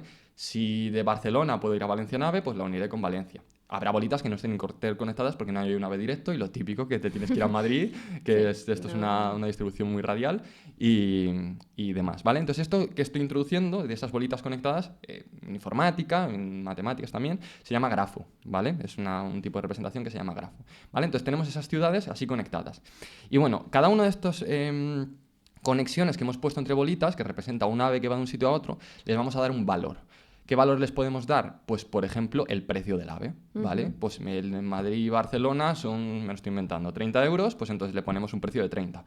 El de Madrid y Valencia, pues 50, entonces le ponemos un precio de 50. Entonces yo me quiero hacer ahora un tour por España. O sea, esto tiene muchas aplicaciones en GPS y demás, pero voy a introducir un problema más que la gente lo pueda seguir, ¿no? Me quiero hacer un tour por España y quiero pasar por todas las ciudades de España en las que se puede llegar con AVE. Entonces, la cosa es que quiero pasar por todas ellas y quiero pagar lo menos posible. ¿Vale? Entonces, pues básicamente tenemos ese grafo con esas conexiones y tenemos que elegir las conexiones que nos permitan acabar pasando por todos los circulitos, por todas las ciudades, pero de algún modo que el coste total, la suma de los costes que yo he tenido que pagar en los viajes, sea el mínimo posible, ¿vale? Esto es lo que se conoce como el problema del viajante. Realmente el problema del viajante lo que dice es que hay que cerrar, o sea, quiero hacer un ciclo, ¿vale? Es decir, que en la ciudad en la que yo empecé, quiero volver a la ciudad en la que yo empecé. O sea, yo soy de Madrid, inicio todo este proceso en Madrid y quiero acabar volviendo a Madrid, volviendo a mi ciudad para quedarme en mi casa, ¿vale? Entonces, bueno, pues tenemos este problema. Este problema es, en el caso general, hacer un algoritmo que resuelva este problema, eso da para hablar muchísimo, es dificilísimo, ¿vale? Vamos a dejarlo ahí. Entonces, bueno, por dar un dato, el coste mejor en el caso general creo que es factorial, igual es exponencial, pero en cualquier caso es un coste, un ordenador para si hay ya 15 ciudades... No lo resuelve en años, ¿vale? No lo resuelve en años en el caso general, ¿vale? Si le puedo pasar cualquier cantidad de ciudades conectadas de cualquier determinada forma.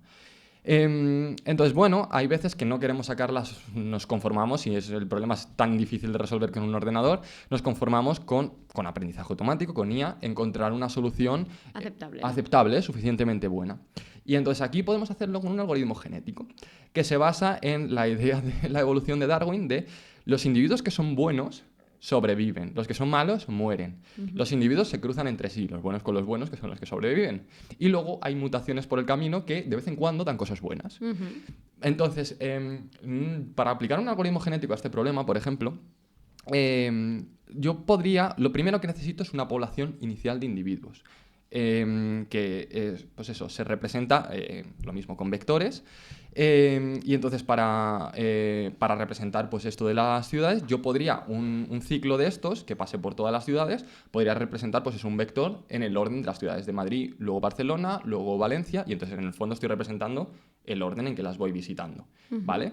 Ahora cojo otro ciclo distinto, entonces cojo otro vector, y otro ciclo distinto, otro vector, y me formo ahí una familia con un montón de ciclos posibles. Distintos caminos, ¿no? Distintos caminos, ¿vale? No todas las posibilidades, porque es imposible explorar todas, porque son muchísimas, ahí la dificultad del problema. De este problema es que para poder resolverlo hay que explorar todas las... Si lo quieres sacar la solución óptima, hay que explorar todas las posibilidades, y eso computacionalmente se tarda muchos años en conseguirlo. Claro, o sea, no es posible en general. Puede haber un caso concreto en que se pueda calcular rápido, pero en general no. Entonces, bueno, pues me construyo muchos ciclos de estos y los represento así como vectores. Pues tengo una población inicial de individuos. La nomenclatura es así, esto se denomina así. El argot, perdón. Entonces, cada uno de estos individuos, cada una de las ciudades por las que yo voy pasando, es un... creo que es un cromosoma y juraría que cada uno de los individuos, es un cromosoma y luego cada una de las ciudades es uno de los alelos. Y el alelo ha tomado el valor, pues la ciudad de Valencia, la ciudad de Málaga, y entonces el orden en que aparecen los alelos, pues eso, va formando los genes y forma los cromosomas. Entonces la idea es eso, tenemos esta población de individuos y igual que ha pasado en el mundo genéticamente, vamos a... cruzarlos, ¿no? Bueno, primero lo que vamos a hacer es que los que no son... sus pesos, ¿no? Claro, los individuos podemos saber si son buenos o no.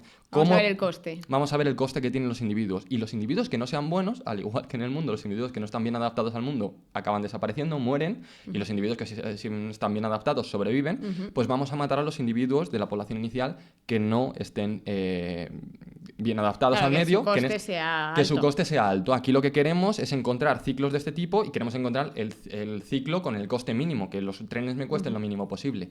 Entonces, es muy fácil, pues dado el individuo, pues voy viendo, este va de esta ciudad a esta, luego de esta a esta, voy sumando los precios de los estos y veo cuál es su precio total.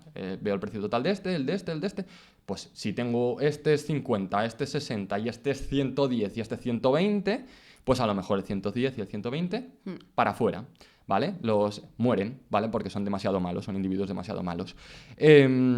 Entonces, pues eso automáticamente se programa, pues que si yo tengo una población inicial de 100 individuos, pues que el 10%, los 10 más malos, los 10 con más coste, mueren automáticamente. Ahora, de los 90 que nos han quedado, lo que ocurre es que los individuos se reproducen, ¿vale? Entonces, los individuos se reproducen dando parte de sus genes, parte de sus cromosomas, como pasa con los individuos humanos, para formar un nuevo individuo. Entonces, la idea es, si hacemos que sobrevivan cosas buenas y las cosas buenas las mezclamos entre sí, potencialmente damos cosas más buenas, mejores, o si no son mejores morirán en el futuro, pero estamos creando variabilidad que puede potencialmente sí dar cosas mejores. Uh-huh. Entonces, pues esto es tan sencillo como, pues cogemos de los individuos buenos que nos han quedado, aleatoriamente escogemos en parejitas, estos dos, pues se han ligado, se gustan, entonces se van a reproducir, y entonces pues este, que iba de Málaga, Sevilla, Jaén, pues le corto en Jaén, aleatoriamente se encuentra un punto de corte, y en el me otro, quedo con la otra parte. claro, en el otro, y lo parto en dos, ¿vale? Los viajes hasta llegar a Jaén, y luego de Jaén a los demás sitios. Y en el otro individuo con el que se cruza, lo mismo. Pues corto el cromosoma a la mitad, ¿vale? Y lo tengo que cortar por la ciudad de Jaén para que sigan formando un ciclo. Uh-huh. Y entonces, pues la mitad del cromosoma se va con el primero para formar un ciclo y la mitad con el otro. Entonces se forman dos nuevos hijos, sí. ¿Vale? Entonces la idea es, pues bueno, me he quedado con 90, ahora los cruzo y vuelvo a tener otros 100. Y cuidado, antes de volver a evaluarlos y de matar a los que tal, hay otra cosa que pasa en la genética, que aquí también se hace, que es mutar. ¿Vale? De vez en cuando, por radiaciones nucleares o por cosas, de vez en cuando traen cosas buenas. Pues eso, la idea es que las mutaciones en general son malas, pero de vez en cuando generan variabilidad, generan una diferencia en la especie que hacen que en la especie humana, cuando cambie el medio, eso sea bueno y te haga sobrevivir y te haga comportarte mejor. Porque mejor adaptado esté. Si hay un cambio, si todos tienen la misma genética, pues van a morir todos, ¿no? Claro, y aquí la idea también es que hacer una mutación en un determinado alelo, en una determinada parte del gen, puede hacer que mejore. En general no lo hará, pero es bueno hacerlo porque con que uno mejore, los que no lo mejoren morirán en las futuras generaciones. Pero con que uno mejore ya tienes algo completamente distinto que no iba tanto en la línea de cruzar lo que ya tenías inicialmente, no estás tan pegado a lo que tenías inicialmente. O sea, al principio pues solo tenías individuos rubios y de vez en cuando descubrir un moreno es buenísimo porque exploras otra parte del espacio que no tiene nada que ver y en la genética humana pues si viene algo malísimo contra los rubios es fundamental, porque si no se extingue la especie, ¿vale? Es fundamental que haya variabilidad, no podemos ser todos arios y rubios. Aunque haya gente que piense que sí.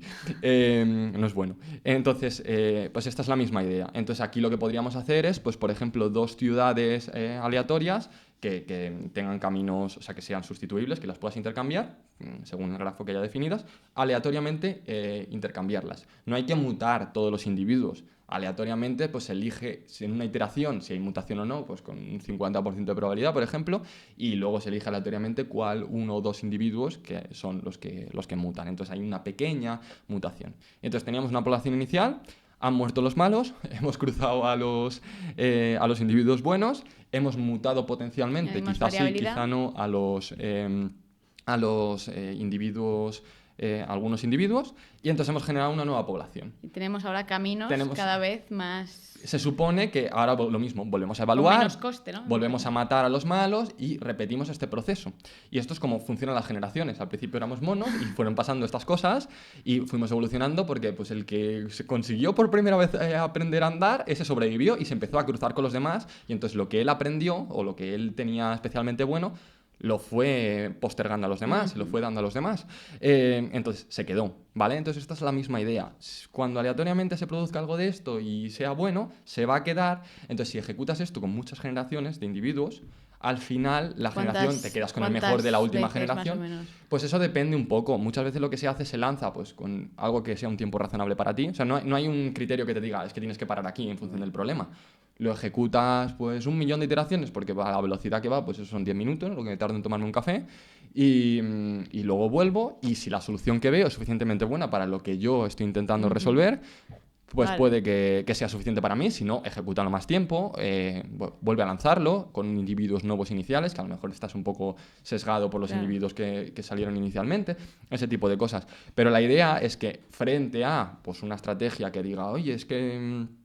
voy a hacer una cosa súper chula, que es que me voy a coger de esta ciudad, me voy a ir a la ciudad que justo este tren tenga el menor coste y esta no sé qué, no sé cuántos, que a lo mejor a ti a priori por intuición te parece que es la mejor, no es la mejor, o sea, en el caso general no es la óptima, hay muchas, se puede contradecir que sea la óptima y hay muchos casos en que se puede contradecir y este tipo de cosas que son así un poco aleatorias y simplemente están inspiradas en un proceso que hemos descubierto que ha ido bien en la naturaleza, por casualidad, Pues funciona muy bien y en poco tiempo te sacan soluciones bastante buenas. Entonces, es que nunca vas a saber si es la óptima porque realmente no lo puedes saber. No lo puedes saber en un caso general. Pero puedes evaluar si es más o menos decente o no lo que te da, ¿no? Pues si mi presupuesto es 50 euros y me da una solución de 49, pues ya está. Me vale. Ya está, cojo esta solución. Aunque podría haber una por 20 euros, pero me quedo con esa porque ya me entra dentro de lo que... Eso es, y también depende del contexto en el que lo estés utilizando. Pero la idea es eso. Yo te he contado que son los genéticos, que creo que es como los más básicos, pero hay una rama entera de algoritmos inspirados en la biología.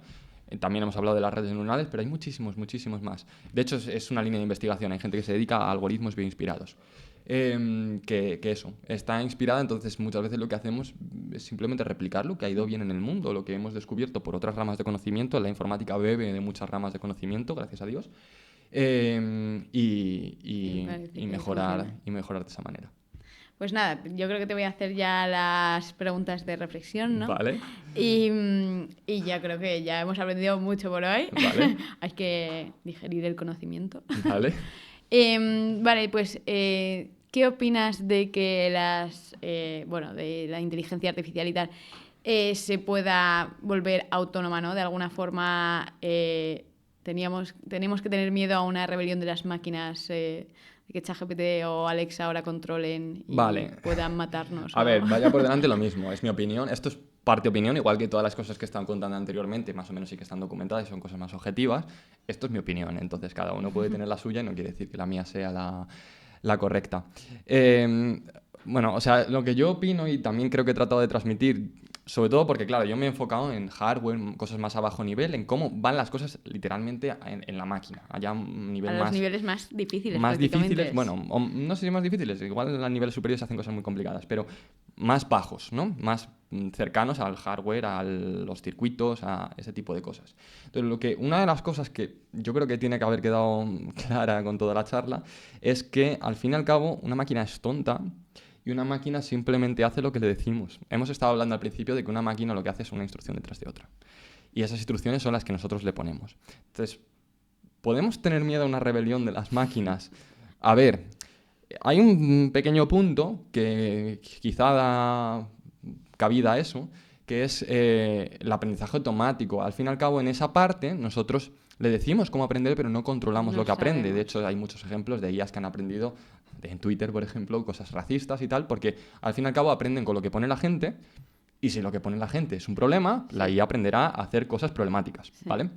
Entonces, eso da cierto pie. Un programa informático más típico, eso, algo que hace una persona en un lenguaje de programación especificando en la máquina lo que quiere que haga, pues hombre, si quiere hacer un robot asesino lo hará, pero eso no lo considero una rebelión de las máquinas. Eso es que es una persona que ha utilizado las máquinas para hacer el mal, pero el culpable es la persona. Siempre va a ser un humano. No las máquinas que hayan tomado como conciencia esto que te ven. Claro, de esto de que de repente hay una conciencia en la máquina, ¿no? Que de repente sabe... Y en el fondo lo que... ¿no? Te habla... Claro, que no, se despierta, se le ilumina la bombilla, no tiene bombilla, no tiene ¿sabes? Que... Todo lo ha tenido que ver antes, ¿no? De alguna forma. Lo ha tenido que ver o se le ha tenido que mandar el humano que lo ha programado, claro. ¿Vale? Entonces, ¿quién es el responsable? El humano. No es una rebelión de las máquinas, eso hay que atribuirle la culpa al humano y ya está.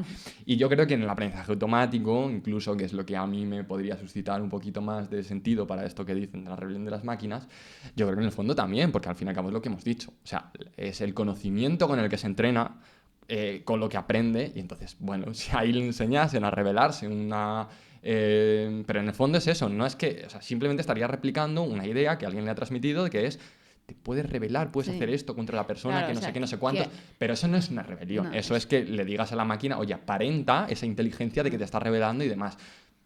La máquina es eso, no es un ser vivo, no es una cosa que tenga sentimientos, que tenga... No, menos mal, porque yo hablo fatal al ChatGPT.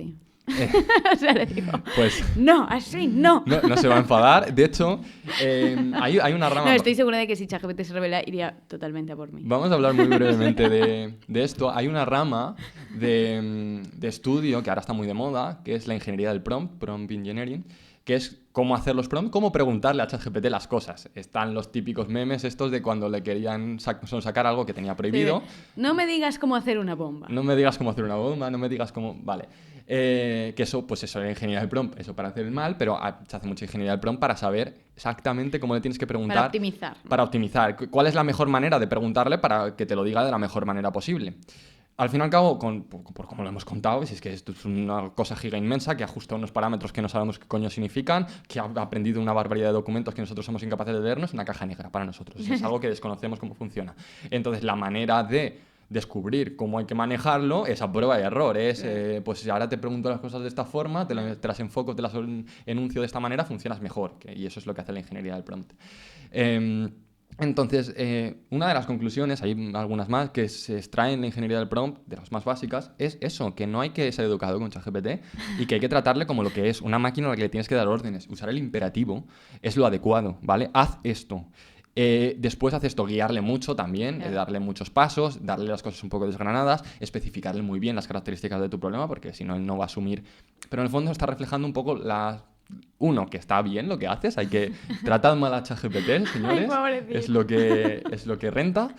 Y luego la otra cosa que estábamos diciendo, que es tonto y que simplemente es una cosa que necesita todas las instrucciones y todo el contexto y toda la información del mundo, porque no tiene, o sea, no, aunque algo sea muy evidente, mucha gente al usarlo dirá, pues es que esto es súper evidente, no se lo he dicho, pero lo tiene que deducir. Él no tiene ningún entendimiento. Claro, o sea, no es listo, ¿vale? Es inteligencia artificial, hay que recalcar lo de artificial. Entonces, le tienes que decir hasta las cosas más básicas si no es una cosa que ha leído habitualmente los documentos, que es que vaya acompañada y que por tanto sea redundante. Pero si no lo es, aunque para ti sea muy evidente y para cualquier humano sea muy evidente, porque por el conocimiento innato que tenemos, por ejemplo, los humanos, que yo creo, eso es una cuestión filosófica, que puede venir un filósofo aquí a matarme, pero yo creo que los humanos tienen cierto conocimiento humano, incluso cuando somos niños, y es verdad que a veces necesitamos aprendizaje por esfuerzo y darnos la hostia para aprender, hay determinadas cosas que sabemos y que somos... capacidad de no sé, la primera vez que vemos una cosa mala de que alguien pega a otra persona, seguramente, sin haberla visto anteriormente, ya intuimos, sabemos que es algo malo. Yo creo que es un conocimiento innato como que traemos. Hay ciertas cosas, eso la máquina no lo tiene. Entonces no podemos pensar que ChatGPT o que cualquier IA de estas es como un humano, que se puede revelar, que tiene sentimientos, este tipo de cosas. Yo esa corriente no la sustento mucho, pero lo dicho, o sea, esta parte del podcast es opinión y, por supuesto, hay interpretaciones para todos los gustos. Y pues la última pregunta, tú que estás dentro de la universidad y trabajas en investigación, ¿vale? ¿Crees que se financia la investigación en España? A ver, se financia... O sea, bueno, lo suficiente. Si la pregunta es binaria, se financia, sí. Se financia lo suficiente. A ver, yo he de decir, y aquí seguramente si luego me ven gente de la universidad, compañeros y tal, me van a matar un poco. Yo me lleva un poco de desengaño con la parte de la investigación, en el sentido de, por lo menos la que yo he visto, se hará una investigación maravillosa y no quiero decir lo contrario, pero por lo menos la investigación, yo he visto muchas cosas en la investigación que no me han gustado. Y también he visto mucho despilfarro. Es una de las cosas que no me han gustado en la parte de la investigación. Entonces, ¿se financia suficiente? Yo creo que no, que está infrafinanciada, pero también creo que luego se hace una administración del dinero fatal, horrible. ¿No? Entonces, yo he visto cosas, sobre todo en viajes, me voy a meter mierda, un poco absurdas, en el sentido de, pues, ya también por cuestiones burocráticas, que supongo que no solo pasa en la investigación, es algo extrapolable a otros campos, seguramente relacionados con el sector público. Que tienen que ver con tener que hacer un viaje para presentar un paper, que a lo mejor ni siquiera el paper es suficientemente bueno, está justificado como para pagar un viaje a ese investigador para presentar a veces cosas que no son muy importantes, no aportan muchísimo al conocimiento. Pero bueno, hasta ahí puedo llegar a entenderlo, que se le paga el viaje, se le pagan las dietas de los días que tiene que estar presentando eso y demás. Realmente son unas vacaciones pagadas. Bueno, tiene parte de trabajo, pero no muchísimas. Es un poco más light que estar trabajando aquí, ¿no? Pues eso, a ver billetes por 200 euros y que la agencia con la que lo tienes que hacer obligatoriamente, porque si no la financiación no viene de la universidad y lo tendrás que poner tú de tu bolsillo y luego pelearte con la universidad para que te lo pague y justificarle 1000 cosas y tal, pues es 500 euros de billete cuando había un billete a 200, ¿vale? O sea, que se podría optimizar un poco más, desde luego, esa gestión, ¿no? Yo he visto cosas así. Y luego, no es que haya una partida específica, hay determinadas cosas como son los proyectos de investigación, que ahí se da dinero para investigación, pero, o sea, al fin y al cabo, para que la gente investigue también es importante que le pagues un salario adecuado. O sea, no podemos solo el dinero que se destina a este tipo de cosas de investigación, que eso no es un sueldo que te entre mensualmente en la cuenta. Entonces, la gente que investiga, a su vez, en la universidad son docentes, que ahí sí que me parece que los sueldos son paupérrimos, sobre todo para la formación que tienen ese tipo de personas. Es verdad que cuando ya alcanzas un cargo de catedrático, llevas muchos años y demás, pero entrar es muy duro. Sí, o sea, y los sueldos son paupérrimos. Y la financiación pública, o sea, por dar un dato que está de actualidad y demás, la Complutense tiene una deuda, y la Complutense es verdad que hace muchos despilfarros, pero aún esto no es sostenible para los alumnos, porque de verdad tenemos que apretar el cinturón en cosas donde no deberíamos tener que apretar el cinturón, que es en cosas con los alumnos. Tiene una deuda de creo que 65 millones este año y, o sea, eso, hay recortes del tipo de pues, un profesor tener que meter alumnos en un aula donde prácticamente no caben y hacer cosas de ese estilo. Claro que no, al final el que sufre es el estudiante. Es el estudiante, es el profesor que no es de la calidad que debería, porque en la privada te pagan mucho más. Claro. Entonces, bueno, sí que tengo que soltar un poquito de crítica social en relación a eso, pero creo que están las dos partes. Creo que hay una administración muy mala del dinero en investigación, también en la parte de docencia, en la parte de administración. Creo que hay pues, mucho gasto burocrático que se podría ahorrar. Y creo que o sea, sobra gente de burocracia, administración y tal, que lo único que hace es poner trabas en trámites que se pueden hacer de manera más eficiente. Y creo que faltan profesores y enfocar pues, que en una universidad lo principal son los docentes. Y luego, por otra parte, creo que sí, que la financiación es escasa. O sea, que queda un poco la pregunta. Que al final, bueno... Al final, a ver, no quiero yo porque hablar de tintes políticos y demás, pero esto es especialmente acuciante en Madrid, ¿vale? Creo que el gasto por estudiante medio es el más bajo, cuando son las universidades que más calidad tienen, que los rankings de universidades en España están las de Barcelona, también en Valencia y demás, pero las de Madrid lideran, la gente se viene a estudiar desde fuera, desde otras provincias a Madrid. Entonces, esto es especialmente en Madrid y la financiación, al fin y al cabo, lo tengo que decir, es autonómica. Claro. Entonces, hay una ley estatal, la LOSU, con la que, si me das una última frase, me voy a meter. Tiene cosas buenas, creo que la idea es buena, el enfoque general es bueno. Una de las cosas que trata de hacer es facilitar la estabilización del personal, de manera que y facilitar la entrada en la universidad, de manera que no sea tan difícil que la gente se interese por investigación, entre en la parte de la docencia y luego tenga más fácil el quedarse, y no sea que esté peligrando su trabajo todos los días. Esa es la idea. ¿Está bien ejecutada? No, parece que no. Nos cuesta ejecutar y yo en particular, lo tengo que decir, y si me está escuchando alguien que tenga algún peso en la LOSU, por lo menos que lo sepa, lo que creo que han hecho mal, han hecho muchas más cosas mal y han hecho muchas cosas bien, hay que decirlo, pero yo en particular me voy a quejar de la mía. O sea, yo tengo un puesto y estoy muy contento de ayudante, que es un puesto para cuando estás haciendo el doctorado, todavía no eres doctor, introducirte en la universidad de una manera como contratado como docente, ¿vale? Entonces yo soy el profesor de más bajo rango, pero soy profesor. Entonces, claro, eso me da todas las características de profesor, todas las ventajas de profesor, y luego es mucho más fácil quedarme en el sentido de que pues, me sacarán una plaza, que la tendré que ganar, pero me sacarán una plaza de ayudante doctor, que es el siguiente cargo una vez que tenga el doctorado, y será mucho más fácil seguir en la universidad. El sueldo es mejor que el de las becas. Habitualmente la gente que conoceréis que está haciendo doctorado lo hace a través de una beca, la financiación es esa. El sueldo de una beca, no sé cómo estará ahora, pero creo que si no es el mínimo interprofesional, incluso está por debajo. Mi sueldo no es que sea mucho mayor, pero por lo menos es así. Entonces, la LOSU, la nueva ley de universidades, que sacó el PSOE hace poco, ha eliminado mi puesto, ya no existe, y no ha puesto uno equivalente, porque algunos simplemente lo que ha hecho es transformarlos por algo equivalente, con distintos requisitos y demás.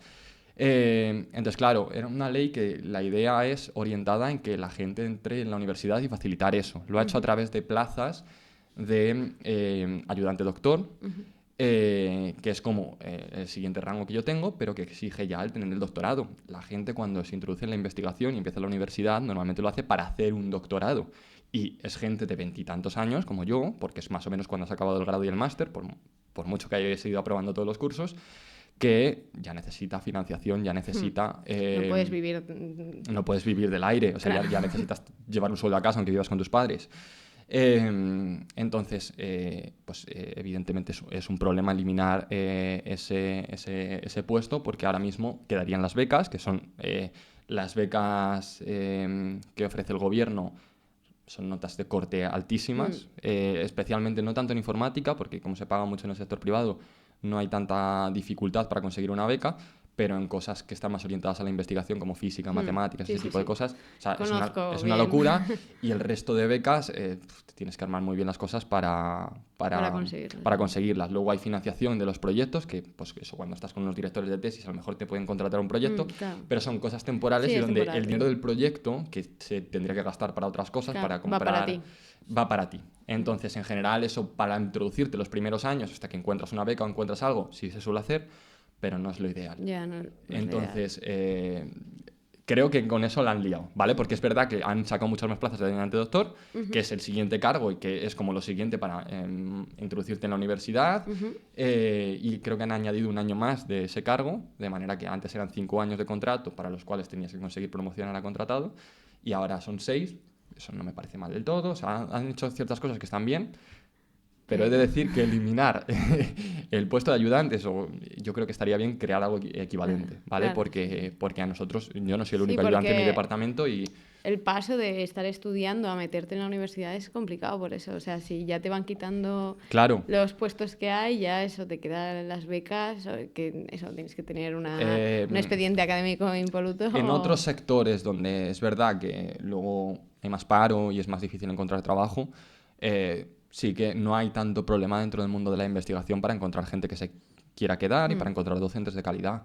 Pero en informática es un drama, porque con lo que se pagan con cosas de inteligencia artificial y demás en las empresas, Nadie se quiere. ¿quién se va a querer quedar por 1.000 y pico euros? Ya, claro, ¿Vale? no.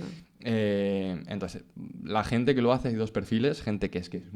Lo tengo que decir, es muy, muy, muy, muy, muy mala. Entonces, es que literalmente es el umbral, el 1% peor del grado, de la licenciatura, y por tanto es que no encuentran trabajo ni para atrás, a pesar de que hay trabajo a expuertas y demás en este sector. En el resto de sectores está la cosa muy malita. Y luego los que son frikis enamorados de las cosas raras y que la universidad es el único lugar que le da cabida a hacer sus mierdas absurdas y cobrando, aunque sea una miseria. Y entonces te encuentras cada fricaz y cada persona que sabe muchísimo y que es inteligentísima. Entonces te encuentras eso, pero en general te encuentras falta de personal. Y, Entre medias, ¿no? claro, Necesitamos un poco una y cámara luego de muchos gas. se van a la privada, entonces, porque en las privadas sí que pasan cosas decentes. Entonces te encuentras, o sea, los docentes en informática en la universidad pública, yo creo que dejan un poco que desear. Los puedo comparar porque ya conté al principio mi formación, yo estudié también matemáticas, con los de matemáticas, yo creo que dejan un poco que desear, también creo que por eso, porque... Claro, hay que pagar otra cosa porque hay que competir con el sector privado. Es que no puede ser que estén cobrando lo mismo que un profesor con todo el respeto del mundo, ¿eh? Vaya por delante, un profesor de filosofía. Claro. Claro, porque a lo mejor no tiene... Claro, o sea, no tiene la misma competencia en el Claro, sector no tiene privado. Entonces, bueno, pues... Bueno, pues yo creo que... bueno, hemos aprendido muchísimas cosas, la verdad. Bueno, es lo importante. De cómo funcionan cosas básicas que están en nuestro día a día, la verdad. Y pues nada, muchísimas gracias, George, por venir. Yo Nada. sé que tienes muchas cosas que contarnos, o sea que ya vendrás en más ocasiones. Espero volver a ser invitado. Y nada, pues muchísimas gracias a todos los oyentes y pues nos vemos el próximo episodio de 720 Ciencia.